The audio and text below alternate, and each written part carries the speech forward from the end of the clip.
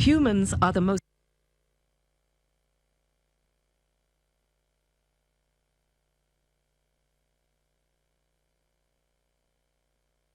successful species on the planet. We have left our footprint in almost every corner of the world. In our drive to expand, we are reshaping the Earth, harnessing more and more land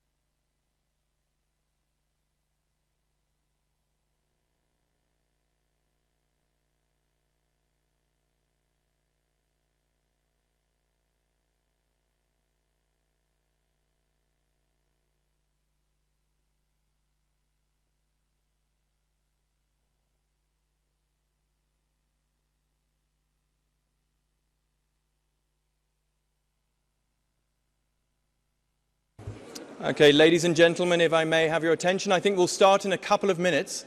So if you wouldn't mind taking your seats and getting ready, and then we'll start soon. Thank you.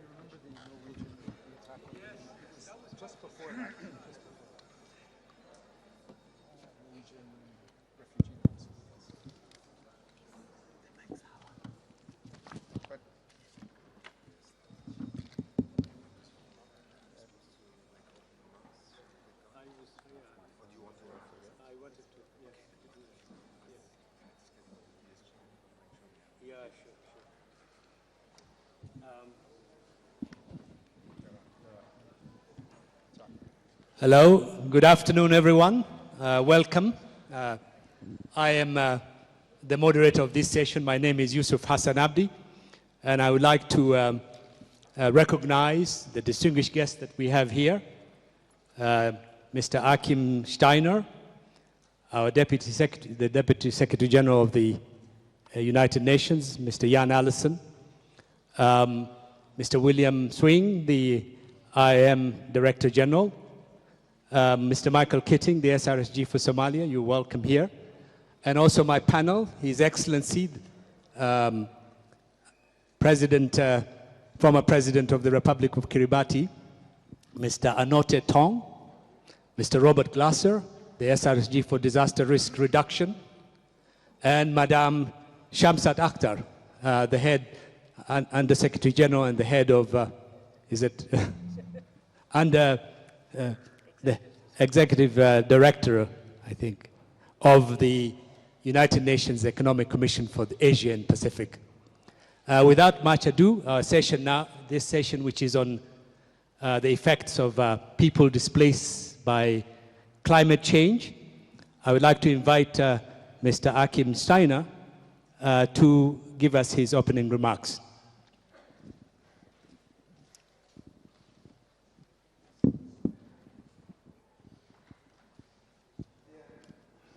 We always have to press the button first. Dear Deputy Secretary General Jan Eliasson, distinguished colleagues from the UN family, President Tong, who has been such a wonderful friend of both the United Nations Environment Programme, the United Nations itself, but above all a champion for small island nations when talking to the world about climate change.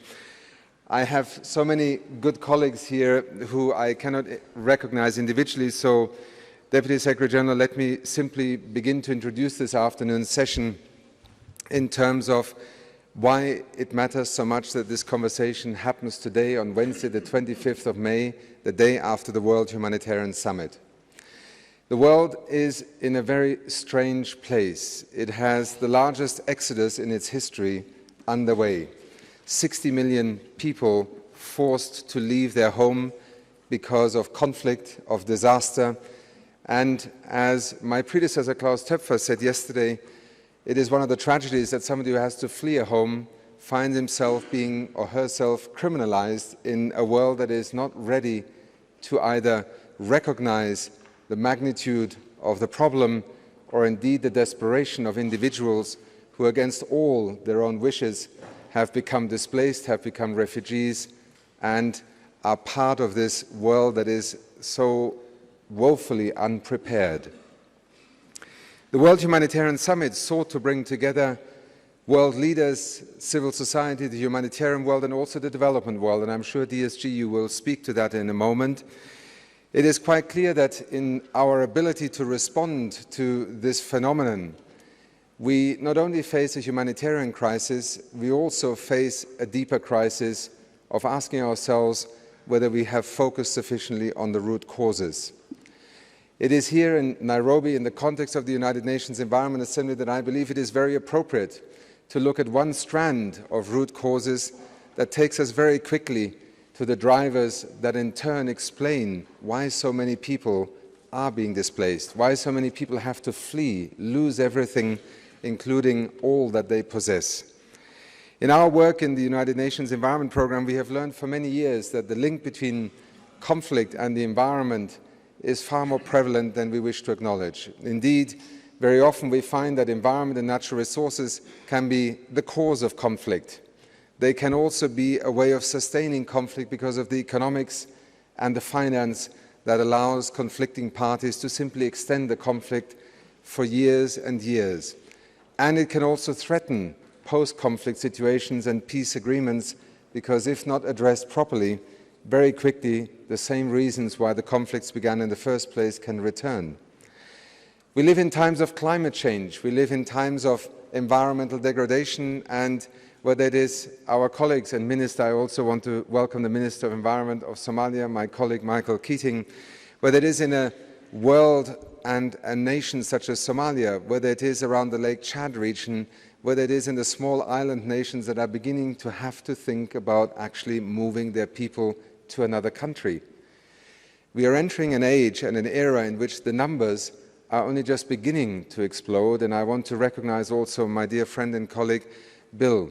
Bill Swing and the International Organization of Migration has been amongst the clearest in trying to understand that what happens to the environment and therefore the place where people live, where they depend on the land, on the water, is going to affect millions of people. Indeed, in your reports you speak about the prospect of perhaps 200 environmental refugees, or however we want to term them, people who are forced by virtue of what is happening to their natural resource base in their environment, being forced to abandon their home and very often and increasingly their country. Now, whether we want to spend time on the legal definitions, because the term climate change refugees kind of entered our vocabulary a few years ago, but actually there is no legal status for a climate change refugee. There is also no legal status for somebody who basically has to flee and leave their country because a drought has made it impossible. They have lost all their livestock, they cannot grow crops anymore. These are the realities that for far too long we have first of all overlooked in terms of the magnitude that they represent just in sheer human suffering, but also in risk to the stability of communities, of nations, and ultimately of relations between nations. And let me assure you, what we see in Europe right now, this inability to handle a few million refugees, is actually a story that is playing out in many more countries where often refugee populations have been harbored away from the public eye for decades, and both host countries and refugees paying a heavy price. We also have to recognize that in not only addressing what we will do for and with those people who flee, but also what we can do to avoid them having to flee in the first place has to move center stage. This is where the humanitarian and the development world indeed do meet. But I think we all know, even within our United Nations family, that we are not well prepared for really going for the root causes. And it is here in this symposium this afternoon that we would like to highlight the connection between environment and displacement, and therefore ask ourselves, what are we going to do differently in order to address the root causes? Because clearly we have so far failed to do it on a scale that can respond to the developments that are happening. Again, thank you all for being here this afternoon, and DSG, thank you for also being here and being a live bridge between Istanbul and Nairobi, a very appropriate moment for all of us. Thank you.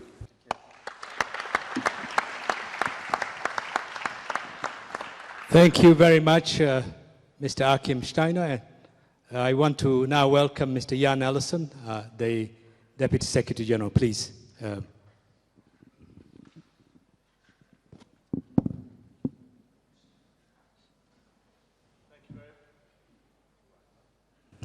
Thank you very much, Honorable Moderator, and Mr. President, and Excellencies, Ministers, friends, colleagues in the UN. I was almost about to include Bill Swing and colleagues in the UN. Maybe there is something into that. We hope for the best.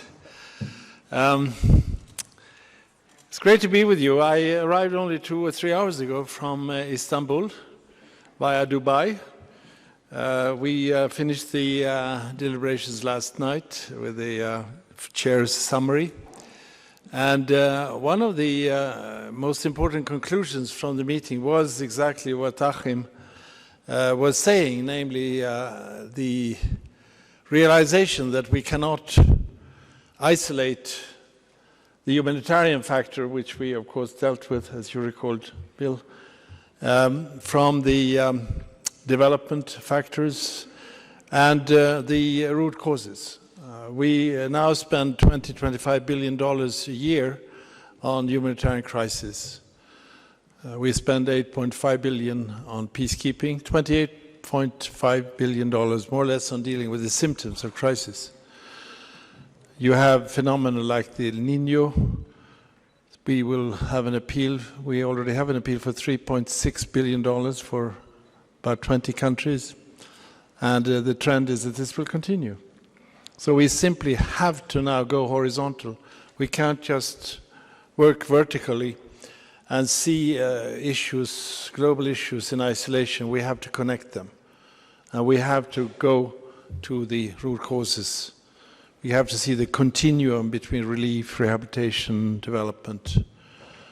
And I hope really that we will have a bit of a conceptual breakthrough in this type of thinking.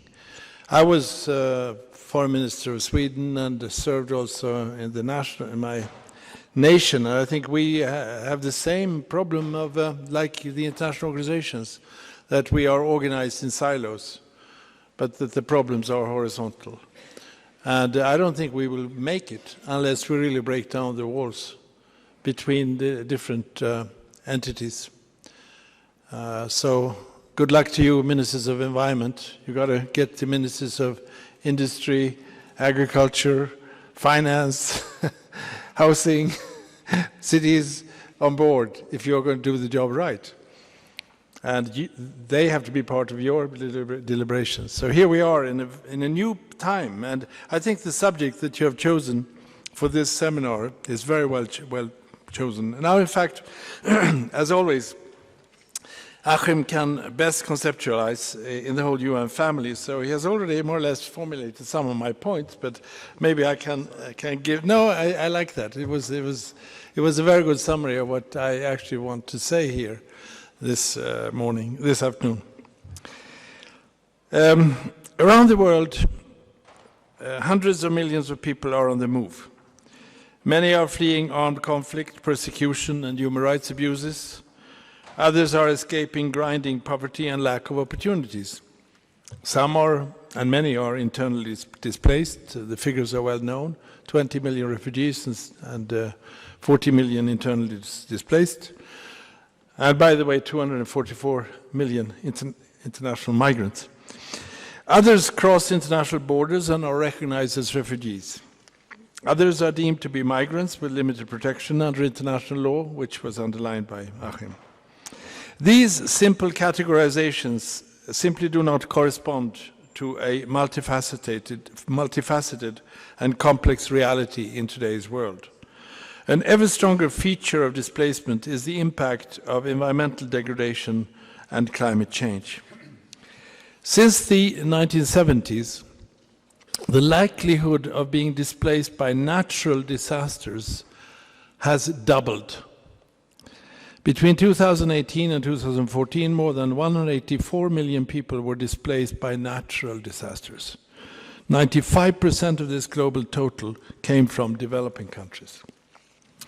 Scientists agree that natural disasters will occur more frequently and with greater intensity because of climate change. We see it in the droughts, we see it in the hurricanes, we see it in rising sea level developments. And this is expected to contribute to substantially increased displacement in years to come. Drivers of ecological displacement today are mostly linked to floods and persistent drought. Over the next decades, we will see more such displacement stemming from rising sea levels. We know the situation facing small island states like the Maldives and the Marshall Islands, but mainland parts of Asia are growingly affected, in particular coastal areas of Bangladesh, India, and Myanmar. I just visited Nepal and Vietnam. I went down to the Mekong Delta And I saw with my own eyes the effects of rising sea levels.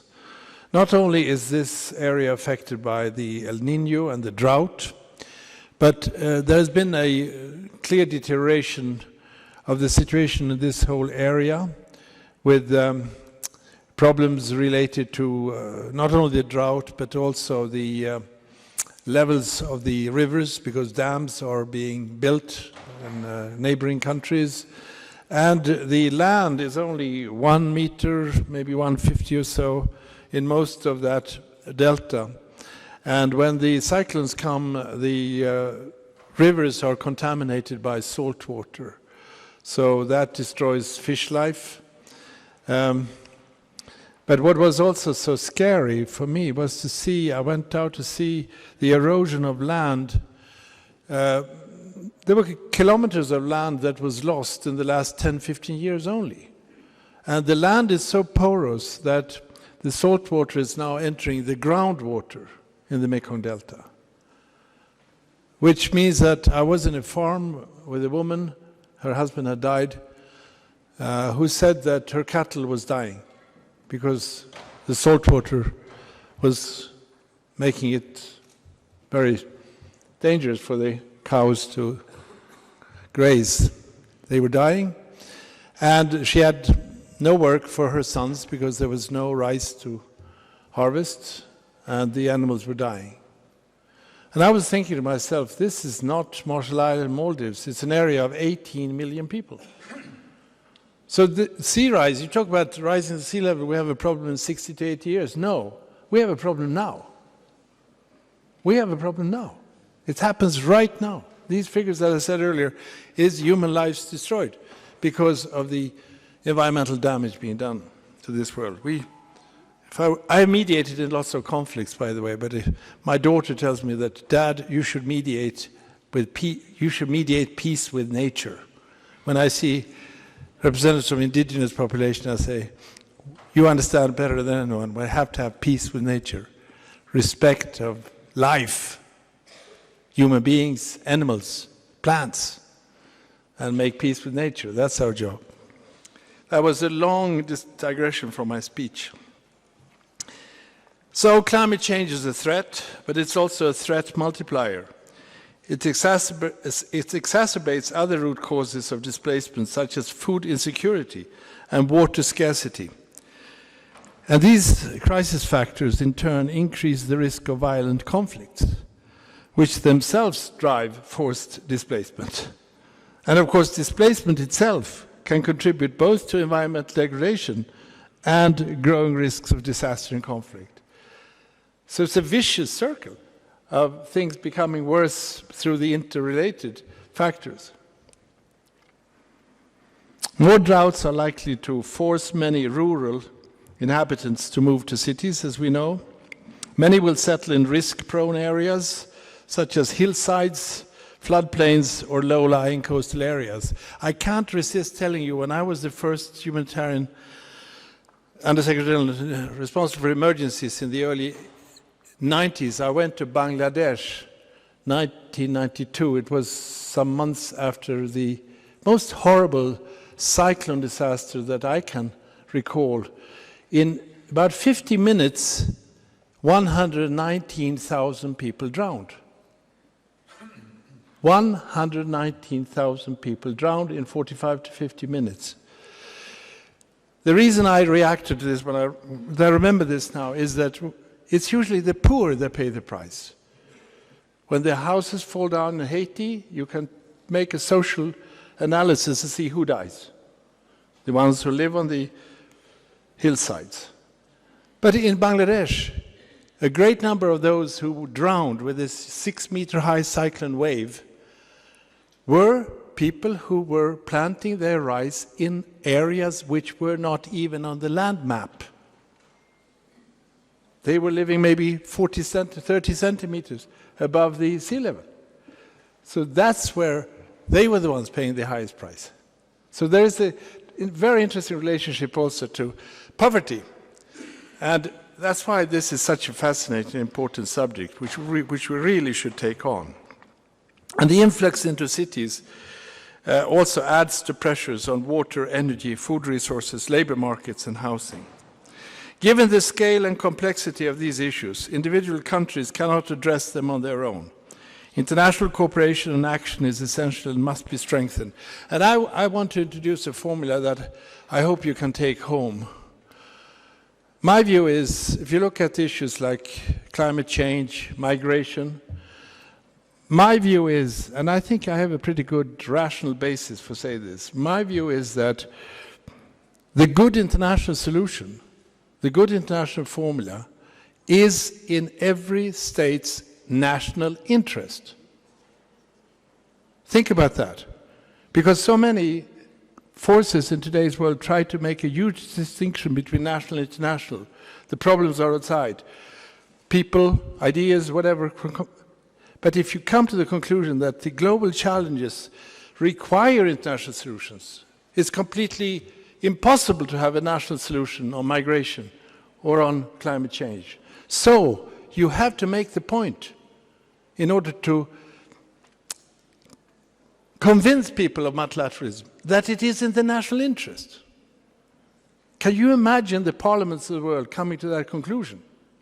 Editorial writers, public opinion. We need this in the national interest. It's not only because of we believe in the UN, sorry, that we believe in the UN Charter that I always carry in the pocket, but it's in the national, it's in the enlightened self-interest, Benjamin Franklin. So, but I think we have a good basis to build from now, because we have the Sustainable Development Goals, we have the Paris Agreement, and now we have to, and I'm glad you made that the theme of UNEA this year, the relationship between environment and the fulfilling the SDGs, and also I think to have the implementation both of SDGs and the Paris Agreement, which gives you, Ministers of Environment, and I will talk later about this tomorrow, an enormously important role. Because among the goals we have in this field an ambitious and comprehensive framework that connects these concerns. We have goals related to urbanization, to migration and displacement, and many others. For example, SDG 11, number 11, aims to make cities inclusive, safe, resilient, and sustainable. This is what Habitat, of course, is working with right now. But given the likely increase in the frequency and the intensity of natural disasters, urban planners and relevant authorities need to take displacement into consideration if we are to meet this goal. Again, I think evidence and proof that we have to work horizontally. There's an initiative which you know about, the state-led Nansen initiative, which aims to address cross-border disaster and climate change displacement. It is to strengthen the protection of people displaced across international borders by disasters, including those linked to the effects of climate change. It also aims to prevent or reduce the risks of displacement resulting from disaster. As a result of the Nansen initiative, more than 50 states have received or refrained from returning persons affected by disasters to their home countries. Further, at least 20 member states have developed national legislation and policies to grant temporary or other protection to persons whose countries of origin are experiencing natural disasters or serious disturbances of public order. To follow up on the Nansen initiative and pursue its work, a global platform on disaster displacement was just launched at the World Humanitarian Summit. Another key development has been the reference in the Paris Agreement to human mobility and the establishment of a task force to minimize, address displacement related to climate change. And in terms of prevention, the Sendai Framework for Disaster Risk Reduction called on states to take measures to mitigate the risks of disasters and the consequent displacement. And I know Robert Glasser, the head of ISDR, is here and I'm sure will develop this theme. The next milestone will be the 19th of September high-level meeting in New York to address large movements of refugees and migrants. We will discuss both the issues related to refugees and migrants, since they are so interconnected, as Akim just stated, and as I know Bill Swing is fully aware of. So given the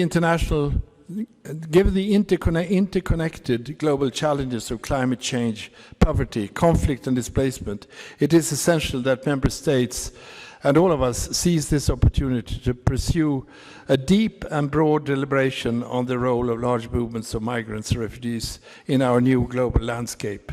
And I'm absolutely sure that environment and displacement will figure high on the 19th of September agenda. I thank you very much.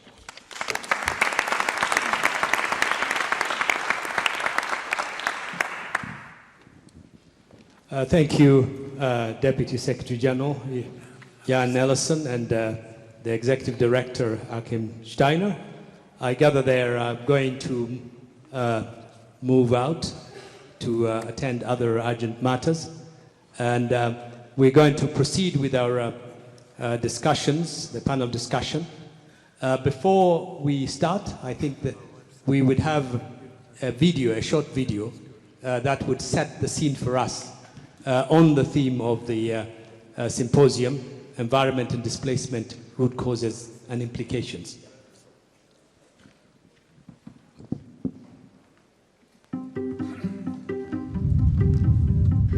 Humans are the most successful species on the planet.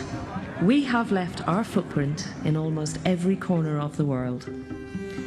In our drive to expand, we are reshaping the earth, harnessing more and more land for agriculture, finding new supplies of critical resources, damming rivers for power and irrigation, building new cities. But we are also harming the environment on which we all depend. Fertile land is being degraded, making food harder to grow. Sea levels are rising, threatening coastal populations. Fish stocks are falling, undermining people's livelihoods.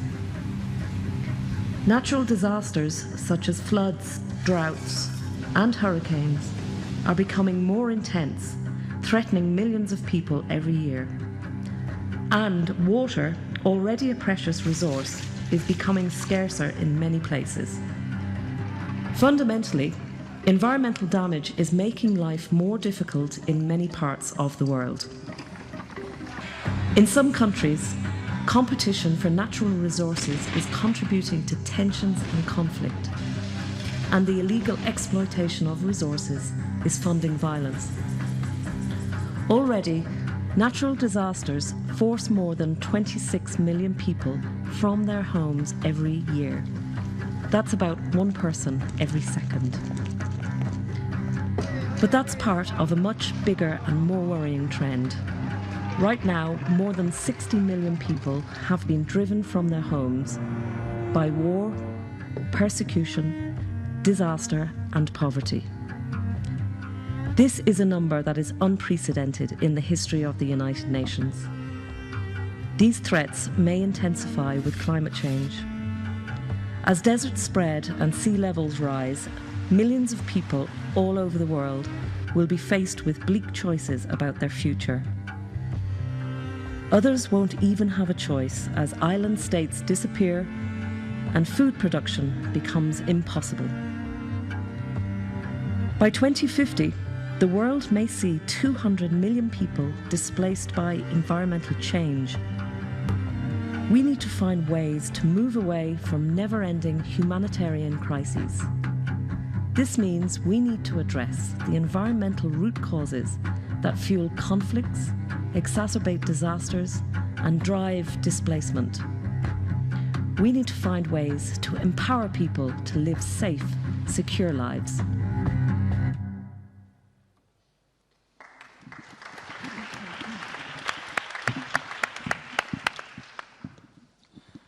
Thank you very much. And now it's the turn of the panelists. I would like to acknowledge many of the people who are here and who are going to participate in the next panel.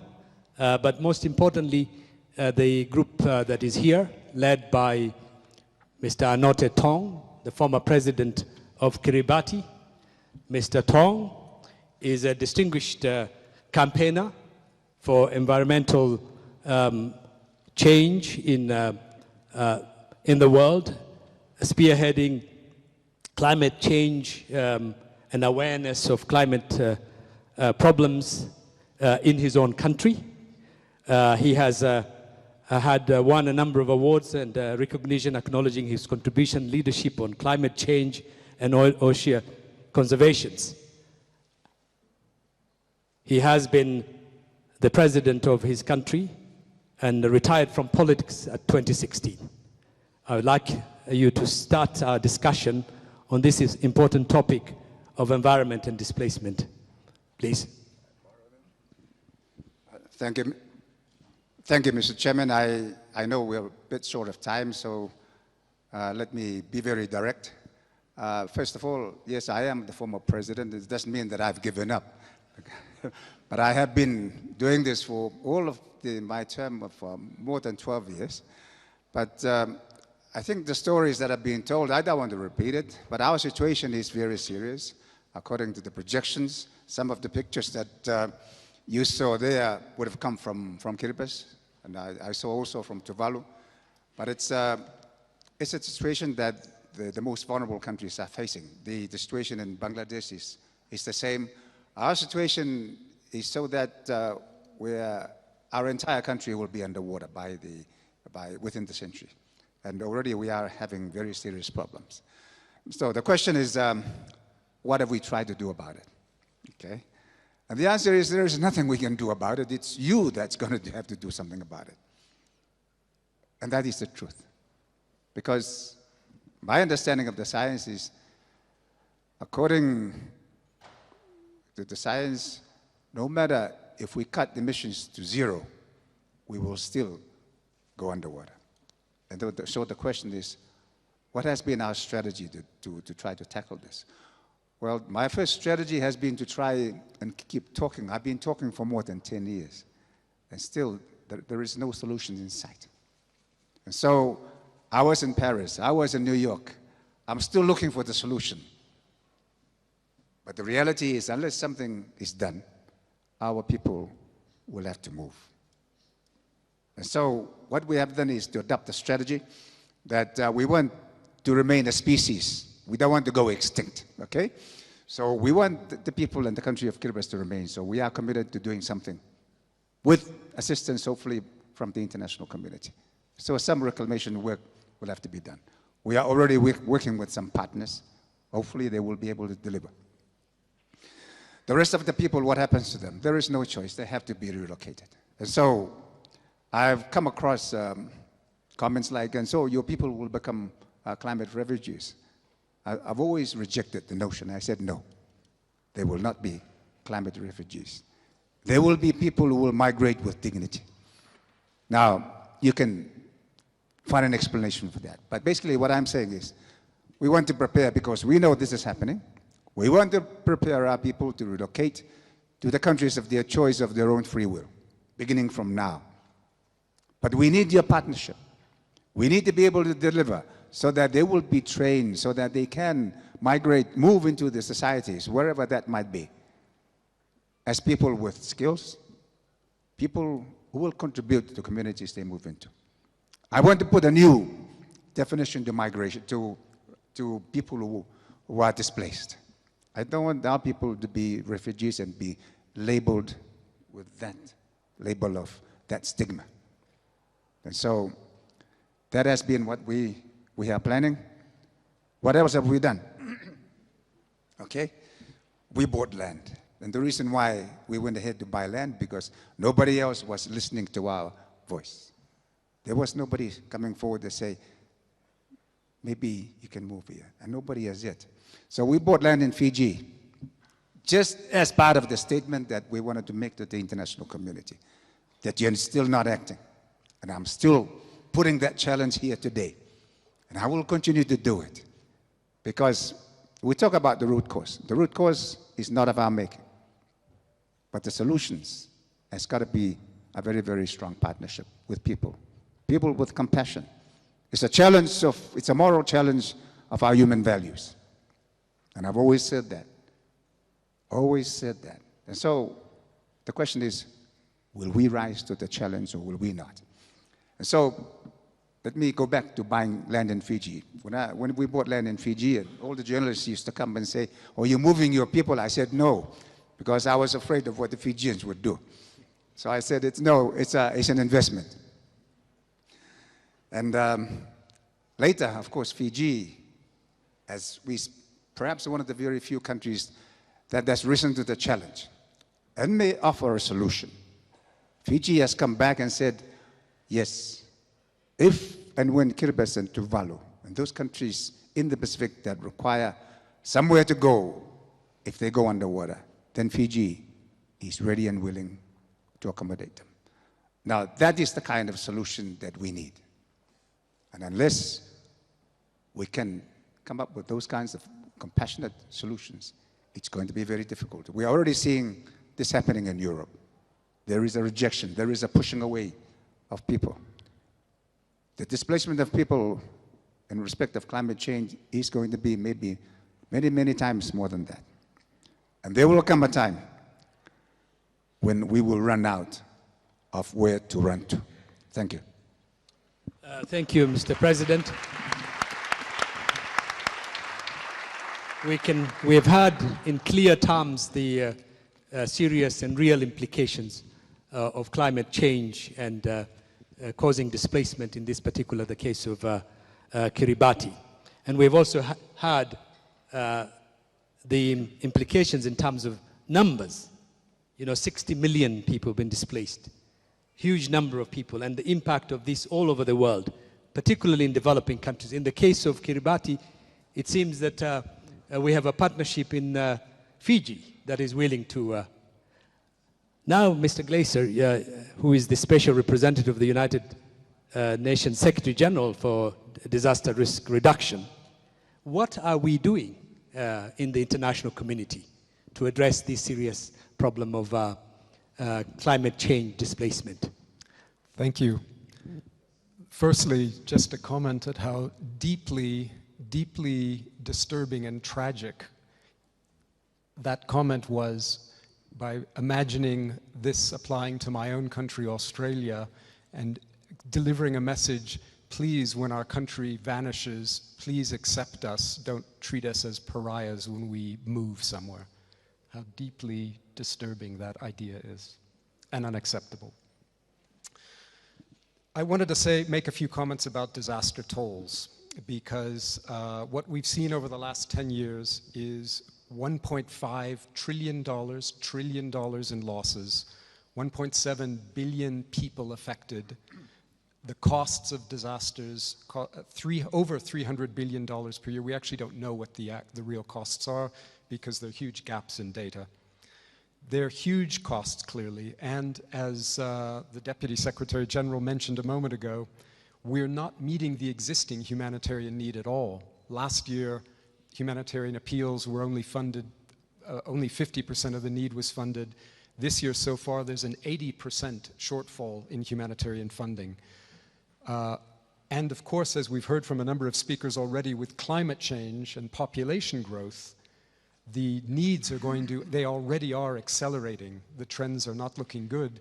And if we can't meet the existing need, and with climate change, we'll see, of course, extreme weather, sea level rise, sort of the things people usually associate with as natural disasters, but there are also issues like the spread of disease, the emergence of new disease, the reemergence of disease, the risks of pandemics that are linked as well to climate change. It is truly a multi-hazard risk. And with these challenges, we will never be able to keep up with the humanitarian demand by simply responding. The only solution is to get out in front of it by focusing on prevention. And of course, the single most fundamentally important risk treatment is reduce greenhouse gases as quickly as possible. Because if we don't do that, all the other treatments, whatever we're doing, are going to be inadequate over the longer term, over the medium term, not just the longer term. And I think this is one reason the Sendai countries galvanized around agreeing to the Sendai Framework for Disaster Risk Reduction last year, which is essentially quite an ambitious agreement to reduce disaster risk, fundamentally loss of life, economic damage, number of people affected, with an accountability framework linked to that, the targets and indicators to monitor how we're the success at a global level. It's a realization that that's the only way we're going to be able to manage the challenges we're seeing. Our research at UNISDR suggests, of course, in addition to climate change affecting as a driver of disaster risk, declining ecosystems, poor land management, unsustainable use of natural resources, these are all primary drivers of disaster risk.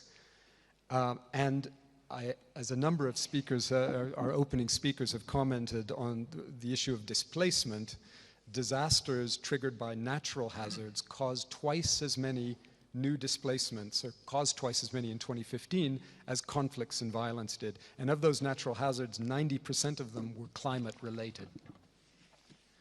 But I think it's also important, and this is, I think, a key point I'd like to emphasize, that distinction between natural disasters and conflict is that's a false dichotomy. And increasingly with climate change, that distinction is eroding very rapidly. And we're already seeing many examples of this. In Darfur, the prolonged drought that led to nomadic herders moving into Darfurian farmland was a contributing cause of the conflict in Darfur. The food security crisis in 07-08, in which you had drought in Canada, the US, Russia, Ukraine, and floods in Australia affecting grain exports, contributing cause of food insecurity in Africa, and food riots, conflict in 14 countries. And in Syria, most recently, an unprecedented drought that led to mass movement of people from rural areas into cities. Of course, this wasn't the cause of the Syrian crisis, but it clearly was a contributing cause, which of course has now creates crisis in other regions as a result of the movement of people. So climate change is going to further blur this distinction between environment and conflict. It's also going to lead to cascading crises, the ones I mentioned, or floods in Thailand affecting the auto industry or the computer industry in California. We'll see cascading impacts. We'll also see simultaneous crises increasing in frequency. Even El Niño, La Niña is a natural variability that's happening on the back of climate change. There's some very convincing science that, as many in this room would know, that suggests that the frequency and severity of El Niños and even the pattern will change in the years ahead as a result of climate change. Of course, fortunately, the solutions have cascading benefits as well. Their work, for example, that some analysis in India with respect to replanting mangroves as a natural protection, natural barrier for storm surges, also have huge impacts on increasing fisheries. So the solutions that are there are significant. There are many examples like that that we could, I'm sure, discuss and that I'm sure others in the room are aware of. I know my colleague Stephen O'Brien, who was planning to be here, the humanitarian coordinator, Undersecretary General, would be keen to point out, again, following up on the World Humanitarian Summit, that a key challenge is not just, of course, the prevention over the longer term in addressing risk, but also prevention in terms of early warning, in terms of preparedness. And there is an initiative announced at the Global Humanitarian Summit called the Global Preparedness Partnership, which seeks to do just that with the 20 most at-risk countries. And similarly, he would point out the fundamental importance, as the Deputy Secretary General did, of linking relief, humanitarian relief, and development. And I would propose that the single best way to do that is by focusing on risk. Risk highlights the common ground between development and emergencies.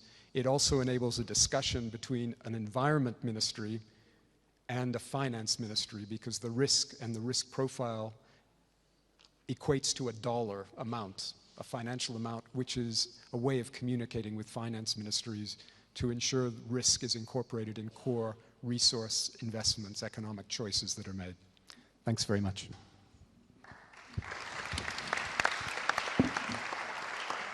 Thank you so much, Mr. Glaser. And now we turn to Madame Shamsat Akhtar, who is the Executive Secretary for the United Nations Social and Economic Commission for Asia Pacific, which is probably one of the most affected, the most vulnerable regions in the world for economic, climatic disasters and displacement. Please, Madam. Thank you, Mr. Chair, and let me also acknowledge former President, His Excellency, Mr. Tong, who has been very kind to ESCAP because he's always been there as and when required, and we have discussed climate change issues with him extensively along with the leaders of the Pacific Islands very recently. Excellencies and other delegates, let me start by narrating my own experience on this topic. My first job at the Asian Development Bank, as I stepped in, I had to be rushed to Bangladesh. Guess what it was? What Deputy Secretary General talked about was Bangladesh cyclone, which sucked millions of people in a matter of minutes. The next, towards the end of my career at the Asian Development Bank, was Aceh tsunami. And as I walked through the streets of Aceh, I was really shell-shocked. I was so sick after that I cannot express to you. For 6 months to 1 year, I was wearing a collar. It can be very stressful for people who are there, and we as people who are there to develop the rescue packages, that's what I did at the Asian Development Bank. I can just tell you that we all have to collectively work together to resolve this problem. We can't resolve the problem completely, but we have to be at least prepared for it. But when we are hit, we have to be there. Now, what are we doing in Asia? What's happening in Asia Pacific on a larger scale?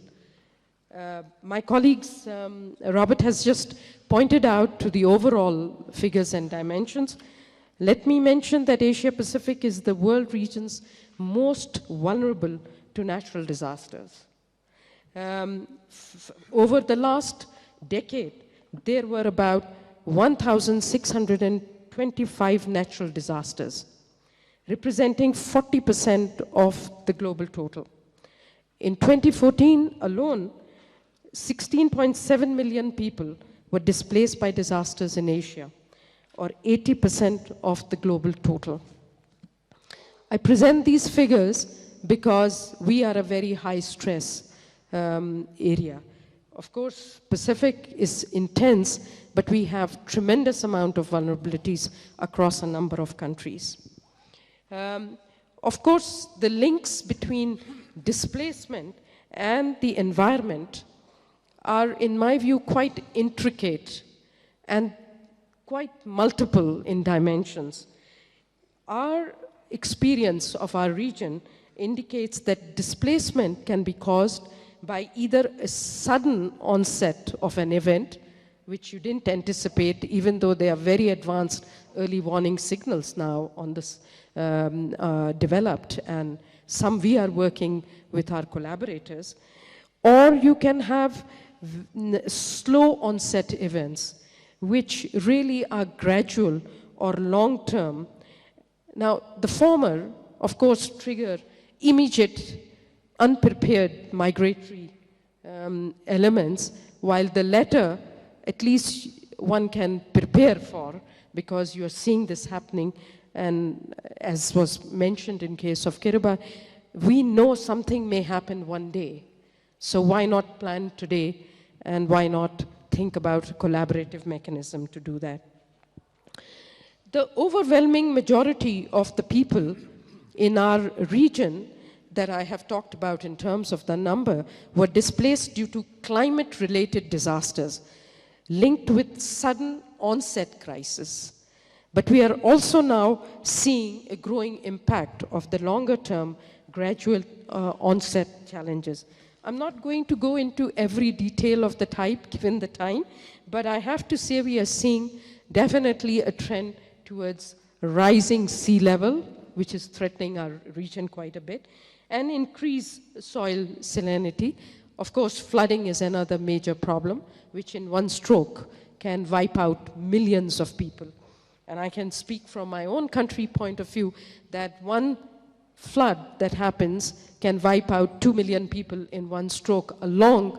In terms of wiping out, I really mean displacement mostly.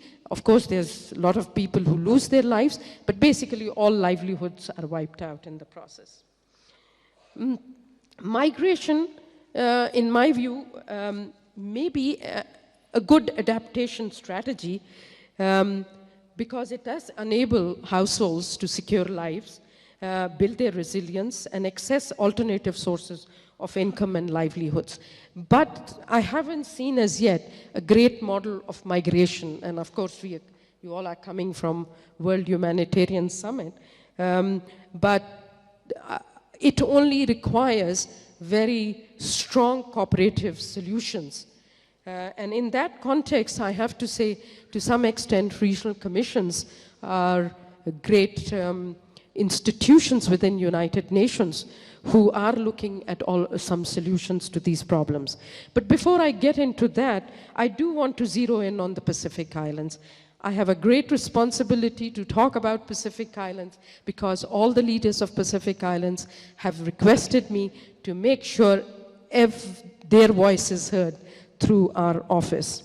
And there I have to say that we have just heard, but our ESCAP research, which is based on Pacific Household Survey and is pretty robust based on data, suggests that environment-induced migration is occurring and is set to continue and could possibly increase.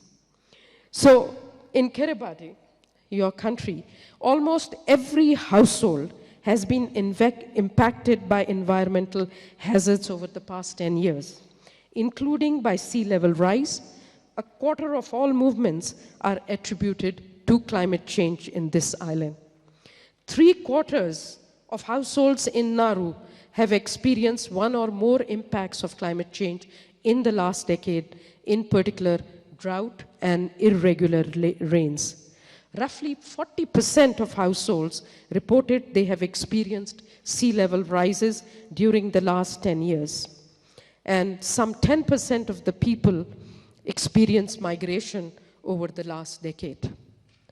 By 2055, the number of movements within Tuvalu is projected to increase by 87%, while international movements could more than double in the most extreme climate scenario. So we're talking about a very stressful situation. I've just, in interest of time, quoted a few pieces of evidence emerging from our research. So what does one do in a situation like that? Of course, better policy and stronger action is needed on disaster risk reduction and for management of displacement. Both can reinforce each other. A key modality for preventing environmentally induced displacement will be disaster risk reduction. And as has been pointed out, Sendai framework on disaster risk reduction provides a good global framework. But I have to say, there is a lot of action that has to happen at the national level because disasters do not respect borders. It's a transboundary issue. So the regional commissions of the United Nations, in particular ESCAP, given the frequency and intensity of the disasters in our region, is now equipped to provide exactly that platform for regional cooperative solutions, be it the floods and we are very fortunate that we have some South-South collaboration to support us. The second, I think, is what Secretary General's report in Rights and Dignities states, and it provides guidance on how to manage displacement, including through financing of climate change adaptation and cooperating on planned reallocation of affected communities. And I have to say, there is not enough money for adaptation still there, despite the commitments in the Paris Agreement that it will be given high priority. Third, greater freedom of movement offers opportunities within the framework of regional cooperation. And I have to say that is really the only safe, orderly, regular, and responsible response when people are faced with an exit because of the stressful situation. Just to conclude, ESCAP is not only looking at the disasters themselves and providing early warning signals and now getting into climate adaptation work, etc., but we are also looking at harnessing more regional cooperation and integration so that there is more information sharing, development of data for disaster, statistics for the disasters. That's definitely a niche in which my commission is working. But also we are looking at how do you really nurture more connectivity within the region, be it energy connectivity or transport connectivity and ICT. And I do believe that this is a better way in a long-term perspective for fast movement of people and inevitable eventually for responses to displacement. So with this, I have to, in interest of time, I will conclude, but I personally, having witnessed a lot in my career, can offer you in terms of what is really needed. I can tell you it was shocking when I went to Indonesia that they didn't even have, during the tsunami, that they didn't even have a disaster management handbook as to what needs to be done. Local communities were not aware of what do you do if there is a tsunami. So there is a lot of basic work that is still needed in a number. Of course, Indonesia is a long way today. And in our region, of course, Iran has volunteered to set up an Asia-Pacific Disaster Risk Management Center now, which is going to be an ASCAP-Iran collaboration. So there's a lot of work and awareness now evolving, and we are very fortunate that we are also custodians of a Tsunami Trust Fund on our platform, which is helping a number of countries. So thank you, Mr. Chair, for giving me the floor. Thank you so much for giving that update on the challenges that you face in the Asia-Pacific region. And I would like now to open the discussion for the rest of the people present. I think you've had, in real terms, the crisis that faced Kiribati. It is no longer a projection. It's no longer an imagined problem, but a reality that this island is going to disappear and its population would be displaced. We've had also from the Mr. Glasser speaking about what has been done and what needs to be done. And if you look at the vulnerabilities, much of what the president of Kiribati has said is that the people of Kiribati and many of the people of Asia Pacific, Africa and elsewhere, the developing countries, absolutely cannot do much about climate change because much of the problems emanate from the developed countries with big industries and that emit huge quantities of greenhouse. But what are we able to do? If you look at the Netherlands, which is actually below the sea level, much of the Netherlands is below the sea level, it has the capabilities, the know-how, and the resources to be able to handle it. Compare that to Bangladesh.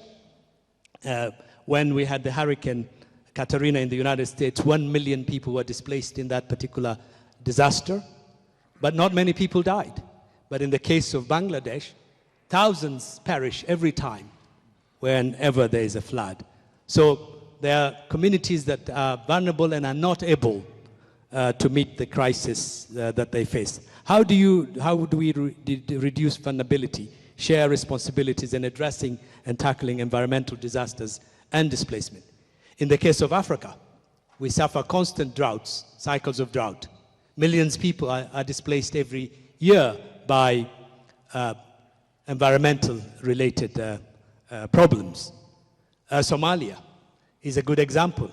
Although there is a war and conflict there, many of the refugees we receive in places like Kenya and Ethiopia are people who have been displaced in resource wars because of droughts and scarcity of resources.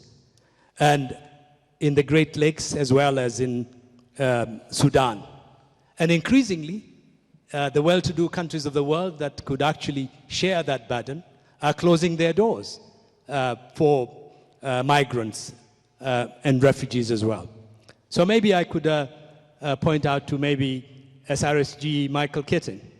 How do you think we can alleviate the problems of displacement when it comes to the case of a country like Somalia?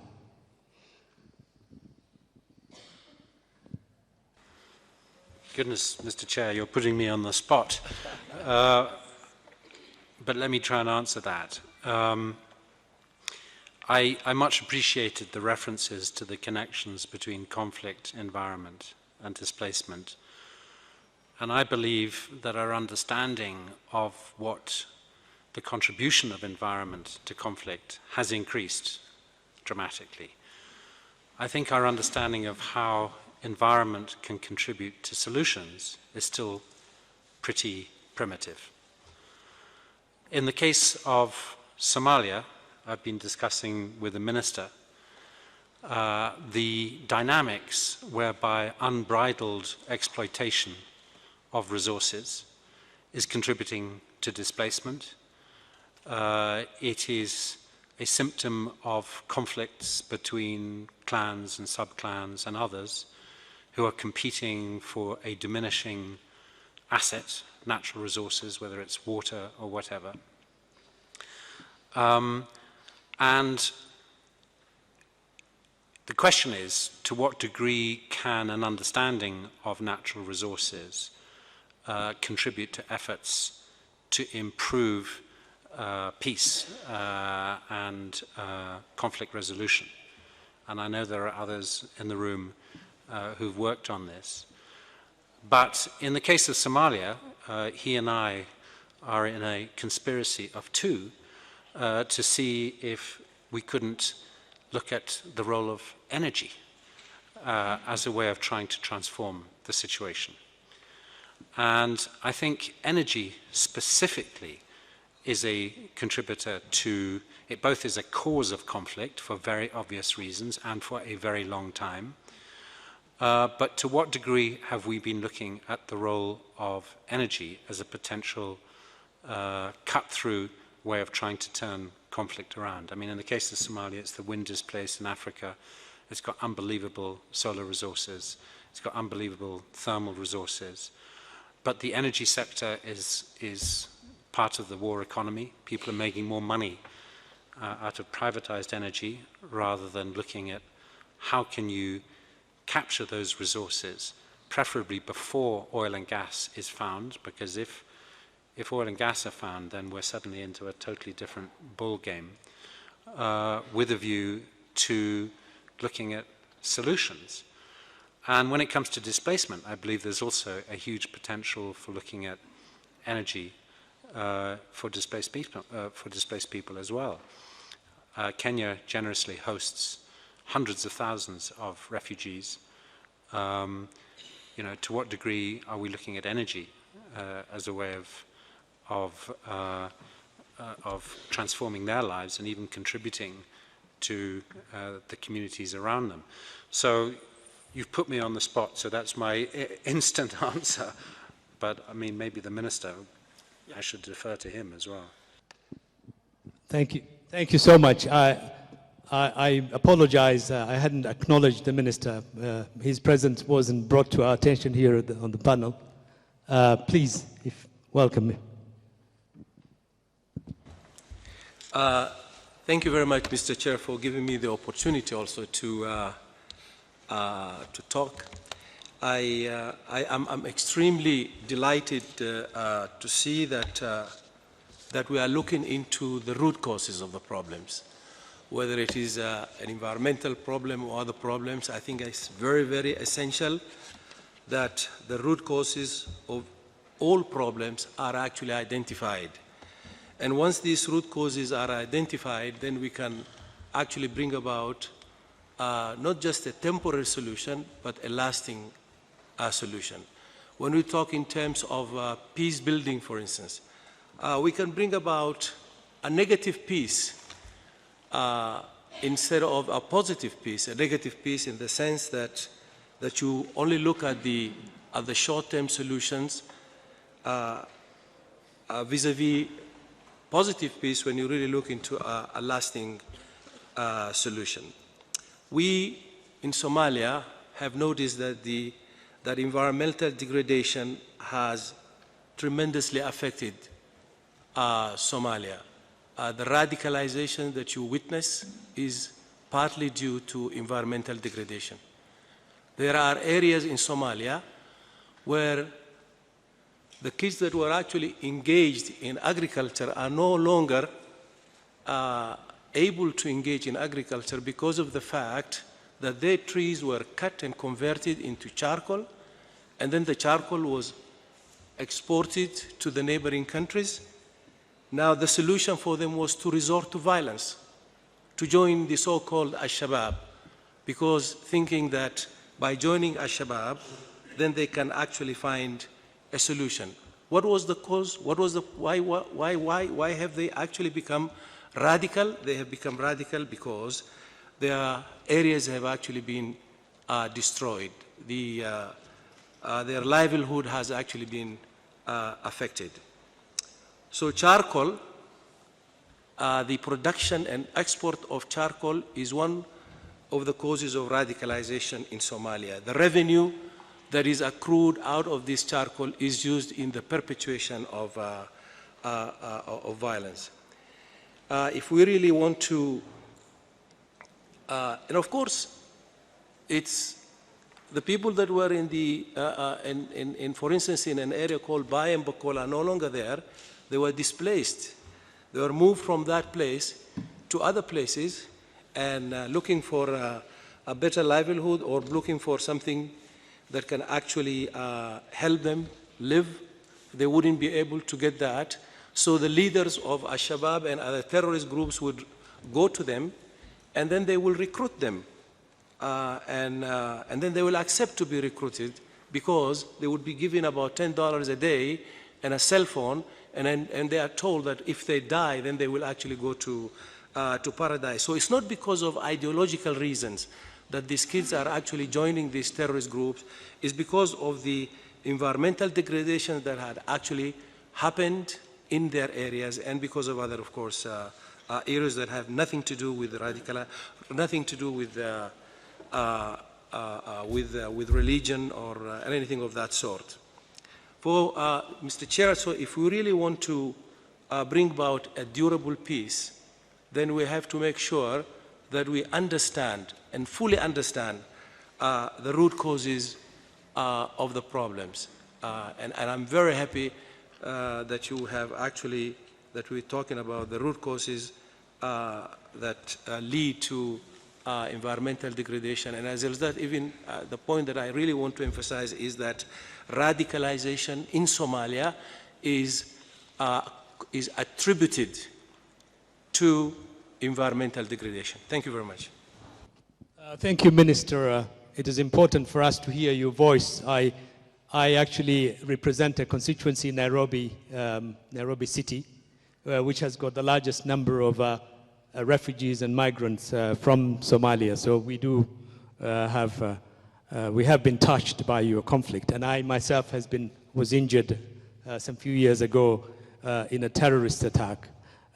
So we are affected by the conflicts, be it war or environmental disasters that displace people in our region. I would like to hear more voices from, I see that Ambassador Swing of the International Organization for Migration is with us here. We have a very large, we have millions of migrants, and in fact, according to your organization, one of the major challenges we'll be facing in the few years is these numbers are going to increase dramatically. Perhaps you would like to share some of the concerns and how we could be addressing this growing phenomena. Thank you very much, Mr. Chairman. I had planned to save my few sophomoric comments for the second panel, but I will go ahead and launch into it now. Look, I think that we are in the middle of a perfect storm the velocity of which has just been increased by growing climatic events. I cannot recall any time in my life when we've had so many simultaneous, complex, protracted crises without any immediate hope through viable political processes or active negotiations to resolve any of them in the short to medium term. And I'm a congenital optimist when I say that. We also, I think sometimes that we have not only unprecedented crises, but we have unprecedented movement of people, and as you've mentioned it several times here today, unprecedented forced migration, and unprecedented, in my time at least, of anti-migrant sentiment, which at times makes you wonder if it isn't anti-people sentiment. We can control the free flow of capital goods and services, but we seem to have problems when it comes to a freer flow of people who can fill the jobs and provide the skills that will allow our economies to flourish and to address the question of abject poverty. So in the midst of all of that, we have then climate change, and I was really baffled. I know very little about climate change, and I've been dealing with it only since I came into this position in 2008.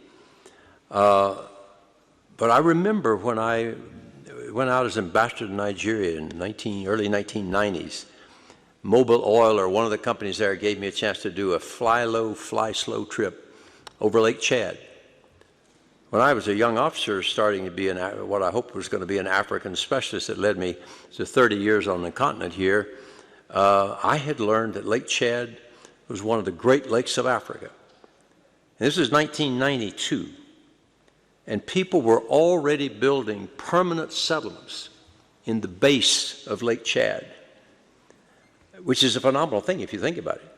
And then we hear this remarkable and poignant, very, very disturbing testimony by President Tong, who said it so brilliantly because he is in the midst of this perfect storm. I think also it took us until 2010 in the UNFCCC to get a reference in a climate change document about population displacement. Now I ask you, what could be more serious in terms of climate change than the displacement of people? And yet it took us to 2010 to come to that point. Hallelujah, we're there now. I think it was paragraph 41 or something like that. So I would simply say, and I will save the remedies that a couple of suggestions that we have at IOM on handling this, I'll save for the second panel, but it does seem to me that our minds should increasingly be focused on this interconnectivity. We've said already, the connection between climate change, conflict, displacement, development. It's all interlinked, but we have these silos that we love so much, and we don't really talk across in a, as what the Deputy Secretary General was saying, in a horizontal way. So I'm just simply saying that I'm delighted that at last climate change seems to be coming more firmly onto the world's agenda. Thank you. Thank you, Ambassador. And I want to acknowledge and welcome Prince Mustafa Zahir from Afghanistan. I had the privilege of working in Afghanistan for the UN and was there on the return of his father, King Zahir, his grandfather, back to Afghanistan. And it's good to see you here and welcome. Oli, do we have any questions from the cyber world? Yes, sorry, I've been monitoring the Twitter feeds and seeing some of the questions that are coming in as this event is being webcast as well. And one of the questions that are coming in is what is the message of the World Humanitarian Summit for this issue, for dealing with the root causes of displacement? Dr. Glasser, Dr. Akhtar, I believe you've just come from there. What is the World Humanitarian Summit, which just finished yesterday, saying about this issue? Thank you.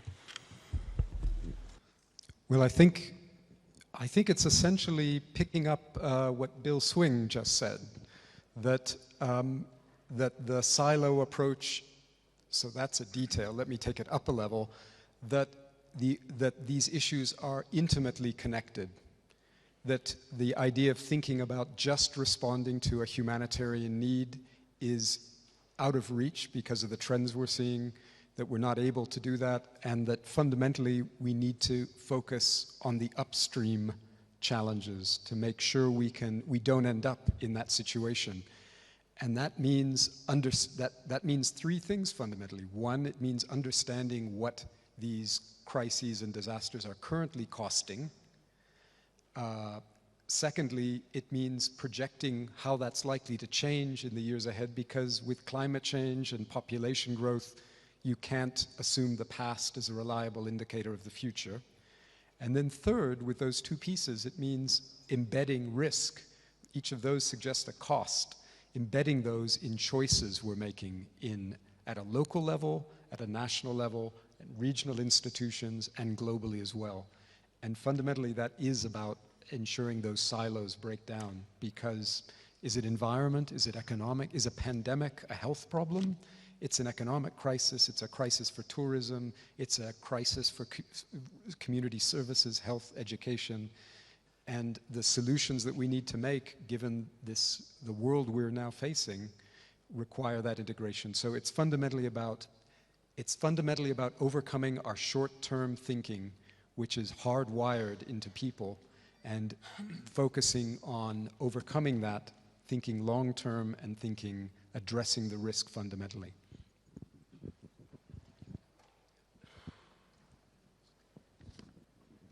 Thanks. Actually, one of the things that comes out, although now it is great to see the climate change and displacement on the global agenda, is the lack of any framework, any legal protection. You know, refugees have protection under international law. IDPs are increasingly recognized. What is completely lacking, and that perhaps is surprising, is that there is no legislation, global legislation, to coordinate and to work towards the protection of people who are displaced. How can we address that? How can we make sure that people who are displaced environmentally get the protection and the support they need? Is there an effort in the United Nations to address that particular issue?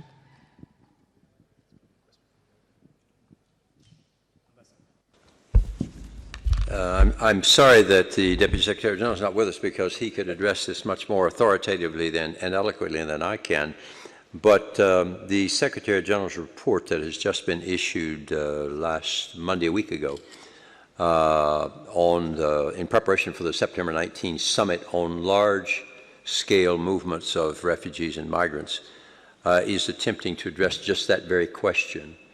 That in addition to refugees who fall under the 1951 Geneva Convention and stateless persons who come under another convention, there is no protection or support available immediately for any of the other persons on the move who actually are greater than all the movement of refugees, which comprise about somewhat less than 10% of the 244 million international migrants, as documented by the UN Department of Economic and Social Affairs. So there will be an effort, not necessarily to come up with a new convention, but to try to focus the world's attention on these people. It's too simplistic with the flow of more than 1 million migrants into Europe, which is less than 0.5% of the population of 550 million. Nonetheless, it's too simplistic to say that all of those who aren't refugees are economic migrants. They have a catch-all for that. It's not true. You have victims of trafficking. You have pregnant women on the move, the sick and the elderly. You have tens of thousands of unaccompanied minors without any documentation at all. You have Syrians, for example, simply wanting to go north to join their families who've already made it to Scandinavia.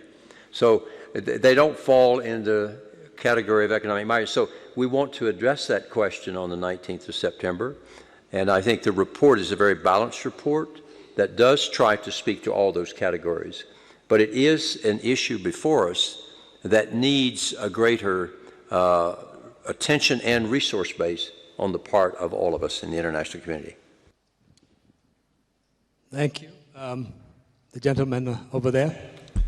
Thank you. My name is Mark Halley. I'm with the International Institute for Sustainable Development. And I'd like to start by saying I think we have grounds for hope despite all the trauma that we're hearing about. And it lies behind you in that slogan, delivering on the 2030 agenda. And we did last September adopt a very comprehensive agenda, many aspects of which I think are going to be very important in addressing this problem. And let me just give three short illustrations. The first, responding to the former president of Kiribati, the principle of universality that's built into that agenda suggests that not just that a country like yours, which is not responsible for the climate change phenomenon and is nevertheless suffering from it, should have attention paid to it, but more than that, that because your country controls so few of the levers needed to address the problem, the principle of universality should kick in. The second thing I'd say is that there is an extraordinary amount of innovation in countries all around the world, including the least developed countries. And we've talked about the tragedy of cyclones in Bangladesh, but what Bangladesh has done on early warning systems, on mitigation, on introduction of crop insurance, I think is quite extraordinary and shows that there's a great deal that countries themselves can do and are doing. And the third one, very briefly, is this. We heard from DSG, Jan Eliasson, about his experience in the Vietnam Delta. Well, one of the reasons for salinization and that problem in the delta of the Mekong is that Vietnam itself has built 35 dams in the rivers upstream of the delta. And so one of the things that the agenda calls for is a greater attempt at policy coherence domestically. And this has happened because the ministry that's building the dams is not talking with the ministry dealing with agriculture in the delta and so on. So there's a great deal of work that could be done with policy coherence, policy alignment at the domestic level that would help. It's not all that's needed, but it would go a step of the way. And I think that there's a great deal to be learned from and done in responding to the 2030 agenda. Thank you. Any comments? Let's, Prince Mustafa Zahir, please.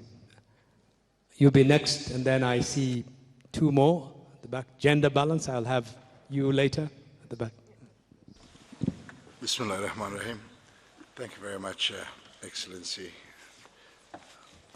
Other Excellencies, I'm very honored to be invited here. I just want to shortly, in a capsule, speak about the situation in Afghanistan. And it relates to all the matters that you had been speaking during this important session. 2 years ago, there was heavy fighting going on in South Waziristan. It's a tribal area of Pakistan, and we received something close to 250,000 refugees crossing from Pakistan into the host Paktika and Nangarhar provinces of Afghanistan. The UNHCR is doing a very good job. They're working in tandem with the Afghan government, the Afghan Red Crescent, and the IOM, International Organization for Migration, is also helping. But that's creating environmental problems in those provinces because it's very hard. Some people have got relatives on this side of the border and some on the other side of the border, and they come and go back and forth. They're cutting down trees. There is nothing that we can call sanitation, and it's very, very basic. That's one. It's caused by conflict, and the Pakistan army was trying to clean up the remnants of the extremist groups who made their bases in there. Another one, of course, is the IDPs inside of Afghanistan, and that comes directly from the low-intensity conflict caused by now the new virus that we have called ISIS or Daesh is trying to have a foothold in Nangarhar province in just one district called Achin. The Afghan armed forces, the security forces, have tried to, and they've succeeded, flushing them out. As I was coming here this morning, there was a huge explosion in Kabul, city capital of Afghanistan. We have about 120,000 IDPs who have moved from Helmand province into Kabul, into the center of Helmand, Lashkargah, which is fairly secure. And when I say fairly, that could change. So all of these things have got an effect on the economy of Afghanistan, on its environment, on people's daily psyche. On the climate change side, I visited the Wakhan district, which is situated in the extreme north eastern part of the country, 4 times during the last 2 years. I traveled at altitudes of 5,000 meters above sea level, and it took us a few days. The situation there is that we have a very alarming rate of glacial melt in there.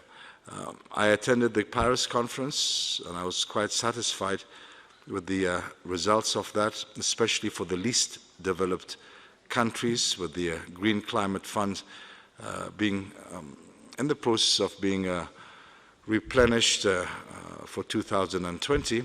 So Afghanistan, is just one example of many other countries where you have low intensity conflicts, where you have factors of climate change, when you have civil unrest, that when you put all of these things together, it becomes a burden, not just on the government, but on the people themselves and on the international community. I just wanted to share these facts with you. Thank you very much indeed. Thank you so much, Prince Mustafa Zahir.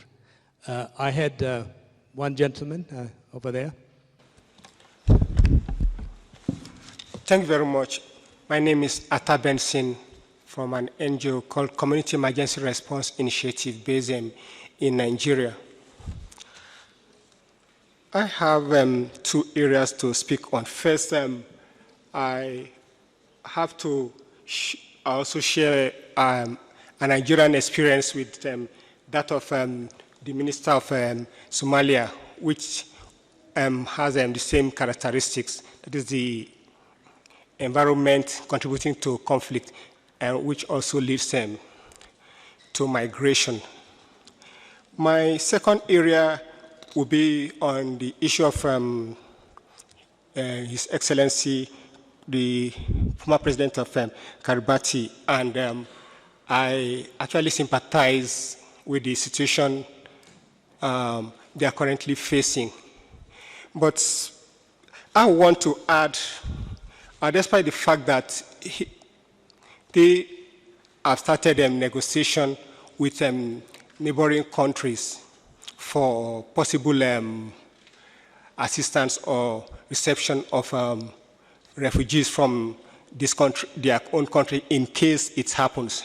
But I also have to add that a lot of work really needs to go in, because one, it's not always easy to move people from their traditional setup to a new setup.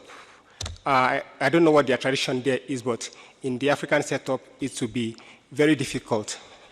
Also, certain strategies need to be put in place in order not to further aggravate the situation, because by moving to a new location, the host community, there might be an uprising of hostility. So a lot of work really needs to go in. And then for the people to be moved, there will be need for proper sensitization. So we don't know how much level of sensitization have been carried out to the people, preparing their mind for possible movement. Thank you very much. Thank you. The lady right at the back there.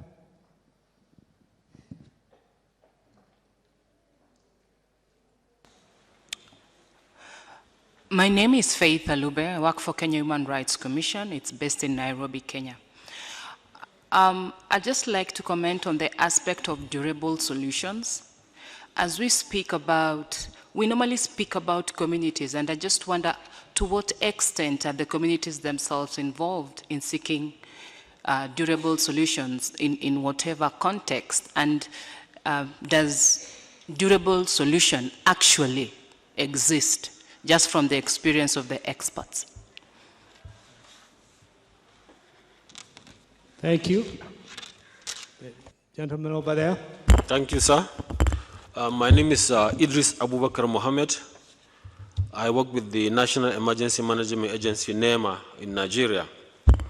I just want to add my voice based on our experiences in northeast of Nigeria due to the Boko Haram insurgency, which has led to the displacement of more than 2 million persons and the loss of close to 20,000 people in the northeast region of Nigeria. Climate change, environmental degradation, and the shrinking Lake Chad has exacerbated competition between occupational groups over land and water resources over the years. And this created a perfect recipe for radicalism like Boko Haram.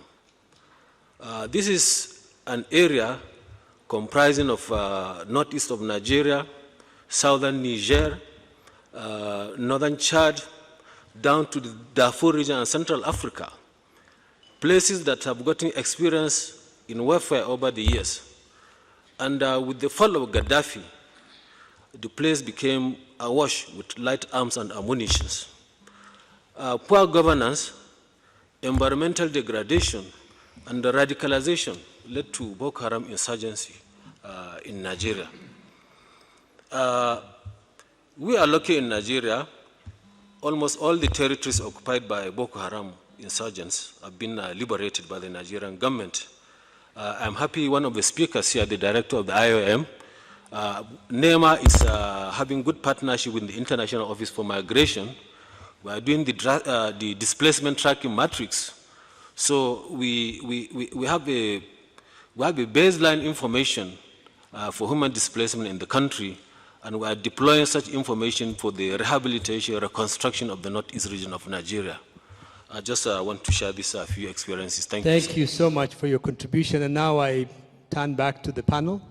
I just want to give you a minute each to respond or comment on some of the discussions that, and the responses that we've had from the others. Madam Akhtar. I guess it has been very enriching listening to the various commentators and providing different perspective. One thing that has struck me in the intervention is the fact that the conflicts and crises can produce additional complications for both climate itself and result in much more stressful situations caused by, of course, the stress that the migrant population may create in a specific locality. And I think this is a very specialized phenomena, and it is pretty prevalent in certain parts of Asia-Pacific region where there are conflicts. This, of course, requires a much more expeditious resolution of the problem, because while you're solving the conflict itself, you are adding more complications. Basically, what one needs to do in situations of that is to really look at the climate impact and develop appropriate responses in terms of the climate adaptation, a point that I earlier raised. Thanks. Just maybe starting with the comment about durable solutions at community level. You know, fundamentally, the impacts of these disasters are happening at community level. And of course, the solutions, if they're not led by the community, are probably going to be flawed. And of course, because we have a range of different contexts, from fragile states in experiencing conflict to, you know, OECD countries with vibrant civil societies and everything in between that, in each of those contexts, the opportunities for durable solutions are different. It's a bit like saying, are there durable solutions at the community level to address poverty in a place that's experiencing conflict? And there are some opportunities working subnationally. Are they sustainable when the government and government services are missing? It's pretty challenging, very difficult, but there are things that can be done, which is why, again, in those places, it's so important to work to get ahead of the crisis before the conflict starts if you want to develop durable solutions. I think on the link to the destruction of forests and charcoal, another example of that, not only is that leading to radicalization in the example that was cited, but you know, I was in Ethiopia during what was then the fourth major drought in less than a decade, and spoke to an Ethiopian farmer. He said, number one, he'd only experienced a drought like that as a child once in his life that he could remember. And I asked him how he coped, and he said, my father took us in the forest and we lived on bush food. There's no forest when you look around that man right now, because it's all been cut down for charcoal, for cooking. So not only is it a force for radicalization, but also undermining basic coping mechanisms that would ordinarily enable people to manage climate change and other stresses.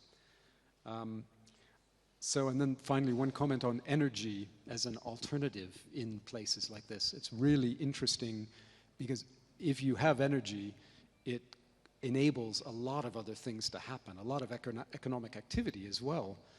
And so I think it is really intriguing to think about what role energy can play as it's sort of an out-of-the-box way of looking at the solutions. But, you know, as you see, it's a source of economic activity. It powers. The search for water is often about energy as well. It's essentially underpins everything, every element of sustainable development. So I don't have any other than to say that's an interesting idea. Thanks.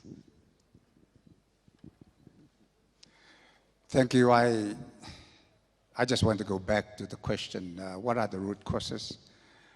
And my answer is going to be related to my own experience. Because in lead up to Paris and all the years that I've been campaigning, advocating, I believe the problem is attitude. And I once had a confrontation with another leader as we were debating why they should not be doing certain things. And what he said was this, because it would hurt my economy. And so I said, so it would hurt your economy, but I would lose my home. Now, that's an attitudinal problem. And we need to get over that. The same way that for many years we could not accept that apartheid was wrong, was immoral. That slavery, no matter how much of an economic argument it was morally wrong. So we need to get over our attitude. The second point is more of a challenge. And we've just come away from Paris. We've signed the Paris Agreement. But are we serious? So let me invite you to join me in something that I initiated last year leading up to Paris. I wrote to all the leaders, inviting them to join me in the call for a moratorium on the opening of new coal mines. Not the closing of existing mines, but a moratorium on the opening of new coal mines as a concrete step towards decarbonization. If you are serious, why don't we do it? And if not, what else can you put on the table?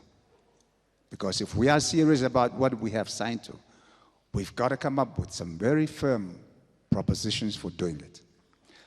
And so I'm issuing that call again, invitation. I must say that leading up to Paris and up to now, I've had a response from over a dozen leaders, a number of leading international experts, and some financial institutions. So it is on. If you haven't responded, please do so. Thank you. Well, with that very strong challenge posed by the President of Kiribati, we have come an end to our discussion on this particular panel, which dealt with environment and the displacement root causes and implications. I want to thank everyone for the contributions, and I now hand over the next session's chair, Nasim Majidi. It's all yours. Thank you so much, and God bless.